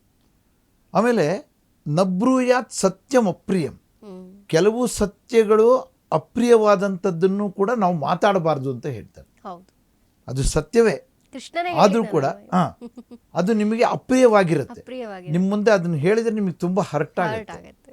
ನೀವು ಅದರಿಂದ ನಾನಾ ರೀತಿಯ ಚಿಂತೆಗೆ ಒಳಗಾಗ್ತೀರ, ಹ್ಮ್ ನಾನಾ ರೀತಿಯ ಮಾನಸಿಕ ದೌರ್ಬಲ್ಯಕ್ಕೆ ಒಳಗಾಗ್ತೀರ. ಹ್ಮ್ ಹ್ಮ್ ಹ್ಮ್ ಎಷ್ಟೋ ಜನ ಇಂಥ ಕೆಲವು ಮಾತುಗಳಿಂದ ಸುಯಿಸೈಡ್ ಅಟೆಂಪ್ಟ್ವರೆಗೂ ಹೋಗಿರ್ತಾರೆ. ಹ್ಮ್ ಹ್ಮ್ ಹ್ಮ್ ಹ್ಮ್ ಹ್ಮ್ ಎಷ್ಟೋ ಅಂಥವು ನಾವು ನೋಡ್ತಾ ಇರ್ತೀವಿ. ನೋಡ್ತಿರ್ತೀವಿ. ಹೌದು. ಕಾಲೇಜಲ್ಲಿ ಲೆಕ್ಚರರ್ ಏನೋ ಅಂದುಬಿಟ್ರು ಅಂತೇಳಿ ಆ ಮಾತಿನಿಂದನೇ ಸುಯಿಸೈಡ್ ಮಾಡ್ಕೊಳ್ಳೋ ಪ್ರಯತ್ನಗಳು ಕೂಡ ಮಾಡಿರೋ ವಿದ್ಯಾರ್ಥಿಗಳಿದ್ದಾರೆ. ಹೌದು. ಅದೇ ರೀತಿ ಅನೇಕ ಜನ ಅಫಿಷಿಯಲ್ಸ್ ಇದ್ದಾರೆ, ನೌಕರು, ಹ್ಮ್ ಹಿರಿಯ ಅಧಿಕಾರಿ ತುಂಬ ಹರ್ಟ್ ಆಗುವಂಗೆ ಮಾತಾಡಿದ. ಅವನು ತಪ್ಪೇ ಮಾಡಿರಲಿ, ಹ್ಮ್ ಆದರೂ ಕೂಡ ಅವನಿಗೆ ಯಾವ ರೀತಿಯಲ್ಲಿ ಹೇಳಬೇಕು ಅಂತ ಒಂದು ವಾಣಿ ಇರುತ್ತೆ, ಹ್ಮ್ ಹ್ಮ್ ಅದನ್ನು ಆ ರೀತಿಯಲ್ಲೇ ಹೇಳಬೇಕು. ಹ್ಮ್ ಅವೆಲ್ಲವನ್ನೂ ಕೊಡುವಂಥದ್ದು ಈ ವಿಶುದ್ಧ ಚಕ್ರ. ಓಕೆ. ಇದರ ಒಂದು ಅಸಮತೋಲನದಿಂದ ನಮ್ಮ ಮಾತಿನಲ್ಲಿ ತೊಂದರೆ ಇರುತ್ತೆ. ಹ್ಮ್ ಹ್ಮ್ ಕೆಲವರಿಗೆ ಮಾತು ಸ್ಪಷ್ಟ ಇರೋಲ್ಲ, ತೊಂದರೆ ಇರುತ್ತೆ. ಹ್ಮ್ ಅದಕ್ಕೆ ಈ ವಿಶುದ್ಧ ಚಕ್ರನೇ ಕಾರಣ. ಹ್ಮ್ ಹ್ಮ್ ಆಮೇಲೆ ಅಭಿವ್ಯಕ್ತಿ. ಹ್ಮ್ ಅಭಿವ್ಯಕ್ತಿ ಅಂದರೆ ಈಗ ನಾವು ಮಾತಾಡ್ತಾ ಇದ್ದೀವಿ, ಹ್ಮ್ ನನಗೆ ನೀವು ಯಾವ ರೀತಿಯಲ್ಲಿ ಕೇಳಬೇಕು ಪ್ರಶ್ನೆ ಆ ರೀತಿಯಲ್ಲಿ ಕೇಳಬೇಕು ಅಂತ ನಿಮ್ಮ ಮೈಂಡಲ್ಲಿ ಒಂದು ಮೈಂಡ್ ಸೆಟ್ ಇರುತ್ತೆ ನಿಮಗೆ ಆಲ್ರೆಡಿ. ನೀವು ಕೇಳಿದ್ದಕ್ಕೆ ನಾನು ಯಾವ ರೀತಿ ಹೇಳಬೇಕು ಅಂತಲೂ ನನ್ನಲ್ಲಿ ನಾನು ತಯಾರಾಗಿರ್ತೀನಿ. ಓಕೆ. ಆವಾಗ ಅದು ಅಭಿವ್ಯಕ್ತಿ ಸರಿಯಾಗಿರುತ್ತೆ. ನಮ್ಮ ಮಧ್ಯದಲ್ಲಿ ಯಾರೋ ಒಬ್ರು ಏನೋ ಕೂಗಾಡ್ಕೊತ ಬಂದುಬಿಟ್ರೆ ಅದನ್ನು ಅಭಿವ್ಯಕ್ತಿ ಅಂತ ಹೇಳಲ್ಲ, ಅದು ಮಧ್ಯದಲ್ಲಿ ಅಧಿಕ ಪ್ರಸಂಗ ಅಂತ ಹೇಳ್ತೀವಿ ನಾವು. ಅದಕ್ಕೆ ಆ ಮಾತು ಬಳಸ್ತೀವಿ ನಾವು ಅದಕ್ಕೆ. ಆದ್ದರಿಂದ ಆ ಅಭಿವ್ಯಕ್ತಿಯ ಕೊರತೆ ಉಂಟಾಗುವಂಥದ್ದು. ಆಮೇಲೆ ಥೈರಾಯ್ಡ್ ಪ್ರಾಬ್ಲಮ್ ಬರುತ್ತೆ ಶಾರೀರಿಕವಾಗಿ, ಗಂಟಲಿನ ತೊಂದರೆ ಬರುತ್ತೆ. ಇವೆಲ್ಲವೂ ಕೂಡ ಈ ವಿಶುದ್ಧ ಚಕ್ರದ ಸಮಸ್ಯೆಯಿಂದ ಬರುವಂಥದ್ದು. ಇದರ ನಿವಾರಣೆಗೂ ಕೂಡ ಧ್ಯಾನದೊಂದಿಗೆ ಕೆಲವು ಆಯಾಮಗಳು ಇವೆ. ಅವುಗಳನ್ನು ಮಾಡೋದ್ರಿಂದ, ಯೋಗ ಆಸನಗಳಿಂದ ಅದನ್ನು ಕೂಡ ಸರಿಪಡಿಸ್ಕೊಳ್ಳುವಂಥದ್ದಿದೆ. ಅವೆಲ್ಲ ಬೇರೆ ಚಾಪ್ಟರ್, ಬೇರೆ ಅದು, ಅವುಗಳನ್ನು ಮಾಡಬೇಕಾಗತ್ತೆ. ಮುಂದಿನ ಚಕ್ರ ಆಜ್ಞಾ ಚಕ್ರ, ಆರನೇದು. ಅದನ್ನು ಮೂರನೇ ಕಣ್ಣು ಅಂತ ವರ್ಣಿಸಿದ್ದಾರೆ. ಯಾಕೆ ಅಂತಂದರೆ ಈ ಹಣೆಯ ಮಧ್ಯಭಾಗದಲ್ಲಿ ಇರುತ್ತದು. ಪ್ರತಿಯೊಬ್ಬರಿಗೂ ಕೂಡ ಹಣೆಯ ಮಧ್ಯಭಾಗದಲ್ಲಿ ಇರುವಂಥ ಆಜ್ಞಾ ಚಕ್ರ ಇದು. ಅದೇ ಸಿಕ್ಸ್ತ್ ಸೆನ್ಸಾ? ಕರೆಕ್ಟ್. ಅದಕ್ಕೆ ಅದನ್ನು ಸಿಕ್ಸ್ತ್ ಸೆನ್ಸ್ ಅಂತ ಹೇಳೋದು. ನೋಡಿ, ಅದನ್ನು ಯಾವುದೋ ಕಾಲದಲ್ಲಿ ಇಂಗ್ಲೀಷ್ನ ಪದ ಯಾರು ಕಂಡುಹಿಡಿದ್ರೋ ಗೊತ್ತಿಲ್ಲ ನನಗೆ, ಸಿಕ್ಸ್ತ್ ಸೆನ್ಸ್ ಅಂದಿದ್ದಾರೆ. ಥರ್ಡ್ ಐ, ಸಿಕ್ಸ್ತ್ ಸೆನ್ಸ್ ಅಂತ ಎಲ್ಲ ಕರೀತಾರಲ್ವಾ, ಮೂರನೇ ಕಣ್ಣು ಅಂತಾನು ಅದನ್ನು ಕರೆದಿದ್ದಾರೆ. ಅದು ಆಜ್ಞಾ ಚಕ್ರ ಅಂತಂದರೆ ನಮ್ಮ ಮನಸ್ಸಿನಲ್ಲಿ ನಾವು ಯಾರಿಗೋ ಏನೋ ಒಂದು ಮಾತನ್ನು ಹೇಳಬೇಕು ಅಥವಾ ಒಂದು ಉಪದೇಶ ಕೊಡಬೇಕು. ಅದು ಅವರವರ ಆ ಮನುಷ್ಯನ ಮಟ್ಟಕ್ಕೆ ತಕ್ಕಂತೆ ಒಬ್ಬ ಶಿಕ್ಷಕ ಅವನು ವಿದ್ಯಾರ್ಥಿಗೆ ಯಾವ ರೀತಿ ಆಜ್ಞೆ ಕೊಡಬೇಕು, ನನ್ನಂಥವ್ನು ಯಾರೋ ಆಧ್ಯಾತ್ಮ ಜೀವಿ ನಾನು ಯಾವ ರೀತಿ ಹೇಳಬೇಕು ನನ್ನಲ್ಲಿ ಬಂದಂಥವ್ರಿಗೆ, ಸರಿ, ಅದು ಆ ಆಜ್ಞಾಚಕ್ರವನ್ನು ಅನುಸರಿಸಿ ಬರುವಂಥದ್ದು. ಅದರ ತತ್ವ ಮನಸ್ಸು. ಮನಸ್ಸು ಅಂದರೆ ಈ ಪಂಚಭೂತಗಳ ನಂತರ ಬರುವಂಥದ್ದು ಇದು 5 ಆಗೋಯ್ತು ಅಲ್ವಾ? 5 ಪಂಚಭೂತಗಳ ತತ್ವಗಳು ಮುಗೀತು.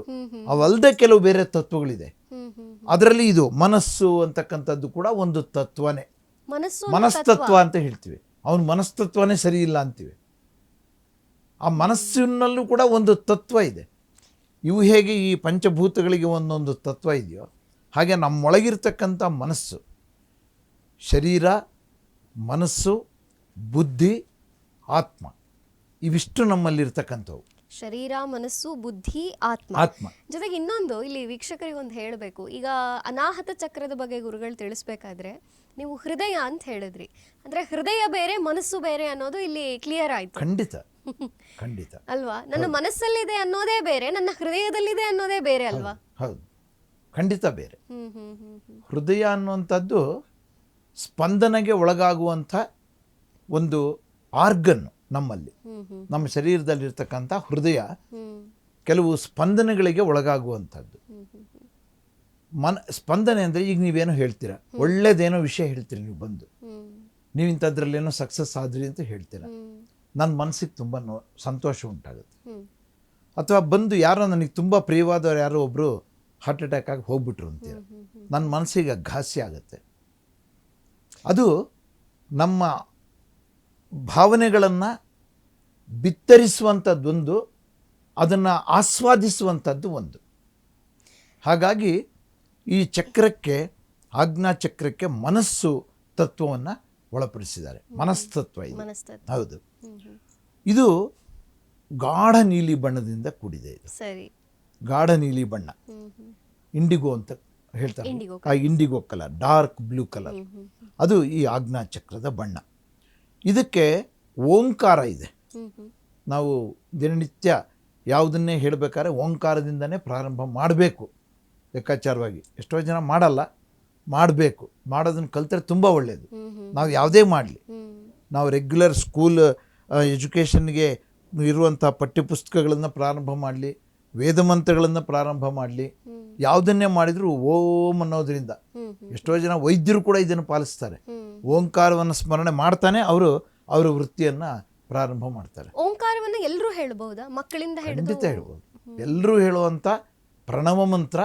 ಅದರಲ್ಲಿ 3 ಅಕ್ಷರಗಳಿದೆ. ಅ, ಉ, ಮ ಅನ್ನುವಂಥ 3 ಅಕ್ಷರಗಳಿಂದ ಕೂಡಿರುವಂಥದ್ದು. ಆ ಓಂ ಅನ್ನುವಂಥದ್ದು ಅದು ಪ್ರಣವ ಮಂತ್ರ ಮತ್ತು ಅದಕ್ಕೆ ತುಂಬ ಶಕ್ತಿ ಇದೆ. ಅದಕ್ಕಿರುವಂಥ ಶಕ್ತಿ ಬೇರೆ ಯಾವ ಬೀಜಾಕ್ಷರಕ್ಕೂ ಇಲ್ಲ. ಆ ಓಂಕಾರದಿಂದಲೇ ಪ್ರತಿಯೊಂದು ಪ್ರಾರಂಭ ಆಗುತ್ತೆ. ಆದ್ದರಿಂದ ಈ ಆಜ್ಞಾಚಕ್ರದ ಬೀಜ ಮಂತ್ರ ಓಂ ಅಂತ.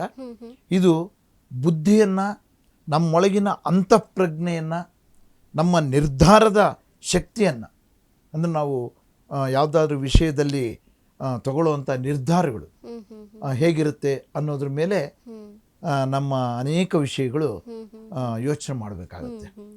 ನಮಗೆ ಒಂದು ಡಿಸಿಷನ್ ಮೇಕಿಂಗ್ ಪವರ್ ಅಂತ ಕರಿತೀವಿ ನಾವು ಅದನ್ನು. ಆ ನಿರ್ಧಾರ ಮಾಡುವಂಥದ್ದು ಇವೆಲ್ಲವೂ ಕೂಡ ಈ ಆಜ್ಞಾಚಕ್ರದಿಂದ ಬರುವಂಥದ್ದು. ಇದರಲ್ಲಿ ಅಸಮತೋಲನ ಉಂಟಾದಾಗ ನಮಗೆ ಗೊಂದಲ ಬರುತ್ತೆ, ನಿರ್ಣಯ ತೆಗೆದುಕೊಳ್ಳೋದ್ರಲ್ಲಿ ಕೊರತೆ ಉಂಟಾಗುತ್ತೆ. ಅನೇಕ ಸಲ ನಾವು ಜಿಜ್ಞಾಸೆಗೊಳಗಾಗ್ಬಿಡ್ತೀವಿ ಅಥವಾ ಗೊಂದಲಕ್ಕೆ ಒಳಗಾಗ್ಬಿಡ್ತೀವಿ. ಡಿಸಿಷನ್ ತಗೊಳಕ್ಕೆ ಆಗಲ್ಲ, ಏನು ಮಾಡಬೇಕು ಅನ್ನೋದು ಗೊತ್ತಾಗಲ್ಲ. ನಮ್ಮಂಥವ್ರು ಹುಡ್ಕೊಂಡ್ ಬರ್ತಾರೆ ಅವಾಗ, ಹಿಂಗಾಗ್ಬಿಟ್ಟಿದೆ, ನನಗೇನು ಡಿಸಿಷನ್ ತೊಗೋಬೇಕು ಗೊತ್ತಾಗ್ತಾ ಇಲ್ಲ ಗುರುಗಳೇ, ಏನು ಮಾಡೋಣ ಅಂತ. ಆ ಡಿಸಿಷನ್ ತಗೊಳ್ಳೋಂಥದ್ದಕ್ಕೆ ಈ ಓಂಕಾರ ಸ್ಮರಣೆಯಿಂದ ಸಾಧ್ಯ ಇದೆ ಅಂತ ಕಂಡುಕೊಂಡಿದ್ದಾರೆ. ನನಗಿಂತ ಸಾವಿರಾರು ವರ್ಷಗಳಿಂದ ಹಿಂದೆನೇ ಋಷಿಮುನಿಗಳಿಂದ ಆದಿಯಾಗಿ ಎಲ್ಲರೂ ಕಂಡುಕೊಂಡಿದ್ದಾರೆ. ತತ್ವಜ್ಞಾನಿಗಳೆಲ್ಲ ಕಂಡುಕೊಂಡಿದ್ದಾರೆ. ನಾವು ನಮ್ಮ ದೇಶದಲ್ಲಿ ಆಗಿ ಹೋಗಿರುವಂಥ ಅನೇಕ ಜನ ತತ್ವಜ್ಞಾನಿಗಳನ್ನು, ಪುಣ್ಯಾತ್ಮ ಮಹಾನುಭಾವರುಗಳನ್ನು ನಾವು ಅಧ್ಯಯನ ಮಾಡಿದರೆ ಅವರೆಲ್ಲರೂ ಕೂಡ ಈ ಓಂಕಾರದಿಂದ ಅನೇಕ ಸಾಧನೆಗಳನ್ನು ಮಾಡಿರುವಂಥವ್ರು. ರಾಮಕೃಷ್ಣ ಪರಮಹಂಸರು ಇರ್ಬೋದು, ಸ್ವಾಮಿ ವಿವೇಕಾನಂದರು ಇರ್ಬೋದು, ಎಲ್ಲರೂ ಕೂಡ ಓಂಕಾರಕ್ಕೆ ಶರಣಾಗಿರುವಂಥವ್ರೆ. ನಮಗೆ ಮುಖ್ಯವಾಗಿ ಒಂದು ತತ್ವಗಳನ್ನು ಕೊಟ್ಟಿರ್ತಕ್ಕಂಥ ತ್ರಿಮತಾಚಾರ್ಯರಾಗಿರ್ಬೋದು, ಶಂಕರಾಚಾರ್ಯರು, ರಾಮಾನುಜಾಚಾರ್ಯರು, ಮಧ್ವಾಚಾರ್ಯರು ಆದಿಯಾಗಿ ಅವರ ನಂತರ ಬಂದಂಥ ತತ್ವಗಳನ್ನು ಅನುಸರಿಸಿಕೊಂಡು ಅನೇಕ ಸಿದ್ಧಾಂತಗಳನ್ನು ಕೊಟ್ಟಿರ್ತಕ್ಕಂಥವ್ರು ಇರ್ಬೋದು. ಅವರೆಲ್ಲರಿಗೂ ಕೂಡ ಈ ಓಂಕಾರ ಅಂತಕ್ಕಂಥದ್ದು ಬಹಳ ಮುಖ್ಯವಾದ ಮಂತ್ರ. ಇದು ಆಜ್ಞಾಚಕ್ರದ ವಿಷಯ. ಇದರ ಒಂದು ದೌರ್ಬಲ್ಯ ನಿವಾರಣೆಗೂ ಕೂಡ ಧ್ಯಾನ ಮತ್ತು ಪ್ರಾಣಾಯಾಮ ಬಹಳ ಮುಖ್ಯ. ಇವೆಲ್ಲವಕ್ಕಿಂತಲೂ ಇದಕ್ಕೆ ಬಹಳ ಮುಖ್ಯ, ಧ್ಯಾನ ಮತ್ತು ಪ್ರಾಣಾಯಾಮ.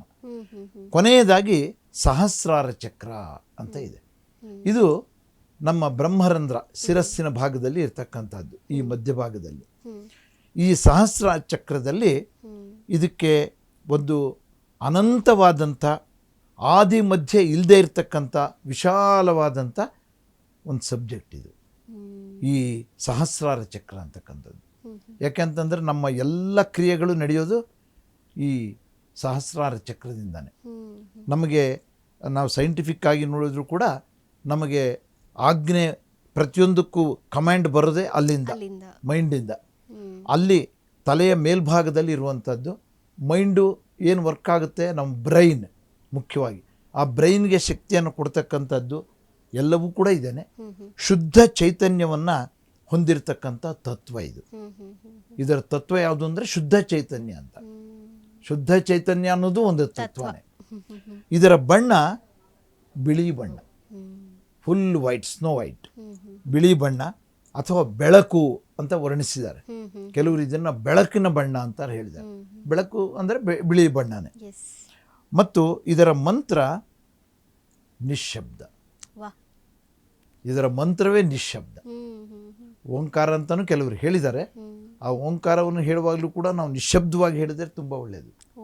ಆ ಓಂಕಾರವನ್ನು ಹೆಚ್ಚು ಶಬ್ದ ಮಾಡ್ತಾ ಹೇಳೋದಕ್ಕಿಂತ ನಿಶ್ಶಬ್ದವಾಗಿ ಹೇಳೋದು ಒಂದು ವಿಧಾನ. ಮನಸ್ಸಿನಲ್ಲೇ ಓಮನ್ನು ನಾವು ಸ್ಮರಣೆ ಮಾಡುವಂಥದ್ದು ಕೂಡ ಒಂದಿದೆ. ಆದ್ದರಿಂದ ಇದರ ತತ್ವನೇ ನಿಶ್ಶಬ್ದ.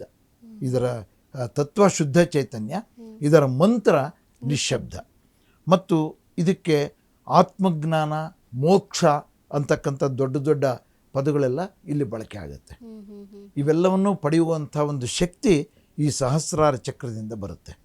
ಇದರ ದೌರ್ಬಲ್ಯದಿಂದ ನಮ್ಮಲ್ಲಿ ಅತೃಪ್ತಿ ಉಂಟಾಗುತ್ತೆ, ಒಂದು ಬಾಲಿಶತನ ಬರುತ್ತೆ, ಮತ್ತು ನಮ್ಮ ಅಂತರಾಳದಲ್ಲಿ ಕೆಲವು ಸಲ ಶೂನ್ಯತೆ ಉಂಟಾಗುತ್ತೆ.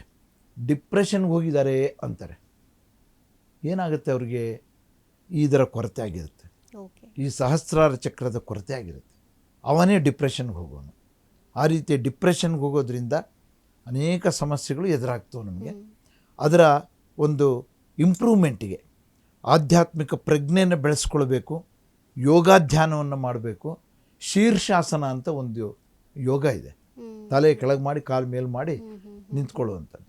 ಆ ಶೀರ್ಷಾಸನವನ್ನು ಮಾಡುವಂಥದ್ದು ಇವುಗಳಿಂದ ಈ ಸಹಸ್ರಾರ ಚಕ್ರವನ್ನು ಉದ್ದೀಪನಗೊಳಿಸ್ಬೋದು ಅಂತ ಇದರ ಬಗ್ಗೆ ತಿಳಿಸ್ಬೋದು. ಈ 7 ಚಕ್ರಗಳು ಹೀಗೆ ಮನುಷ್ಯನಲ್ಲಿ ಅತ್ಯಂತ ಉತ್ತಮವಾದಂಥ ಕ್ರಿಯೆಗಳನ್ನು ನಾವು ಪಡ್ಕೊಳ್ಳೋದಕ್ಕೆ ಈ ಚಕ್ರಗಳೇ ಕಾರಣ. ಅಷ್ಟೇ ಅವಾಂತರಗಳನ್ನು ಸೃಷ್ಟಿಸುವುದು ಇದೇ ಚಕ್ರಗಳೇ.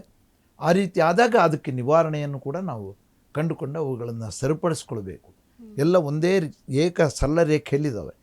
ಇಲ್ಲಿರ್ತಕ್ಕಂಥ ಈ ಸಹಸ್ರಾರ ಚಕ್ರದಿಂದ ನಮ್ಮ ಮೊದಲನೇ ಚಕ್ರ ಏನು ಹೇಳಿದೆ, ಮೂಲಾಧಾರ ಚಕ್ರ, ಅಲ್ಲಿವರೆಗೂ ಒಂದೇ ರೇಖೆಯಲ್ಲಿ ಇದ್ದಾವೆ.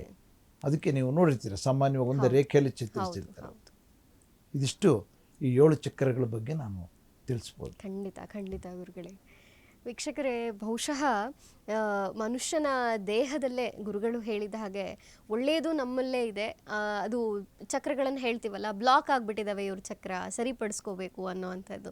ಅದು ಕೂಡ ಚಕ್ರವನ್ನು ಹೇಗೆ ಆ್ಯಕ್ಟಿವೇಟ್ ಮಾಡಿ ಒಳ್ಳೆಯದನ್ನು ಪಡ್ಕೊಳ್ಬೇಕು ಅನ್ನೋದು ಕೂಡ ನಮ್ಮ ದೇಹದಲ್ಲೇ ಇದೆ. ಗುರುಗಳು ಆಧ್ಯಾತ್ಮಿಕ ಚಿಂತಕರು ಹೌದು, ಧಾರ್ಮಿಕ ಚಿಂತಕರು ಹೌದು, ಜ್ಯೋತಿಷಿಗಳು ಹೌದು. ಜೊತೆಗೆ ಸಾಕಷ್ಟು ಅಂದರೆ ಭಾರತೀಯ ಸನಾತನ ಧರ್ಮದಲ್ಲಿ ಏನು ಹೇಳಿದೆಯೋ ಅದಕ್ಕೆ ವೈಜ್ಞಾನಿಕವಾಗಿಯೂ ಕೂಡ ನಮ್ಮ ಧರ್ಮ ಹೇಗೆ ಮಿಳಿತವಾಗಿದೆ ಅನ್ನೋದ್ರ ಬಗ್ಗೆ ಸಾಕಷ್ಟು ಸಾಧನೆಯನ್ನು ಮಾಡಿದ್ದಾರೆ. ಇವತ್ತು ನಮ್ಮ ವೀಕ್ಷಕರಿಗಾಗಿ ಸಾಕಷ್ಟು ಮಾಹಿತಿಯನ್ನು, ಉತ್ತಮವಾದಂತಹ ವಿಚಾರಗಳನ್ನು ತಿಳಿಸ್ಕೊಟ್ಟಿದ್ದೀರಿ. ಧನ್ಯವಾದಗಳು ಗುರುಗಳೇ. ಸರ್ವೇ ಜನ ಸುಖಿನೋ ಭವಂತು. ಸಮಸ್ತ ಸನ್ಮಂಗಳಾನಿ ಭವಂತು. ವೀಕ್ಷಕರೇ, ಇದಾಗಿತ್ತು ಈ ಹೊತ್ತಿನ ವಿಶೇಷ ಕಾರ್ಯಕ್ರಮ. ನೋಡ್ತಾ ಇರಿ ಶ್ರೀವೇಗ ನ್ಯೂಸ್. ಇದು ಸತ್ಯಾನ್ವೇಷಣೆಯ ಓಟದಲ್ಲಿ.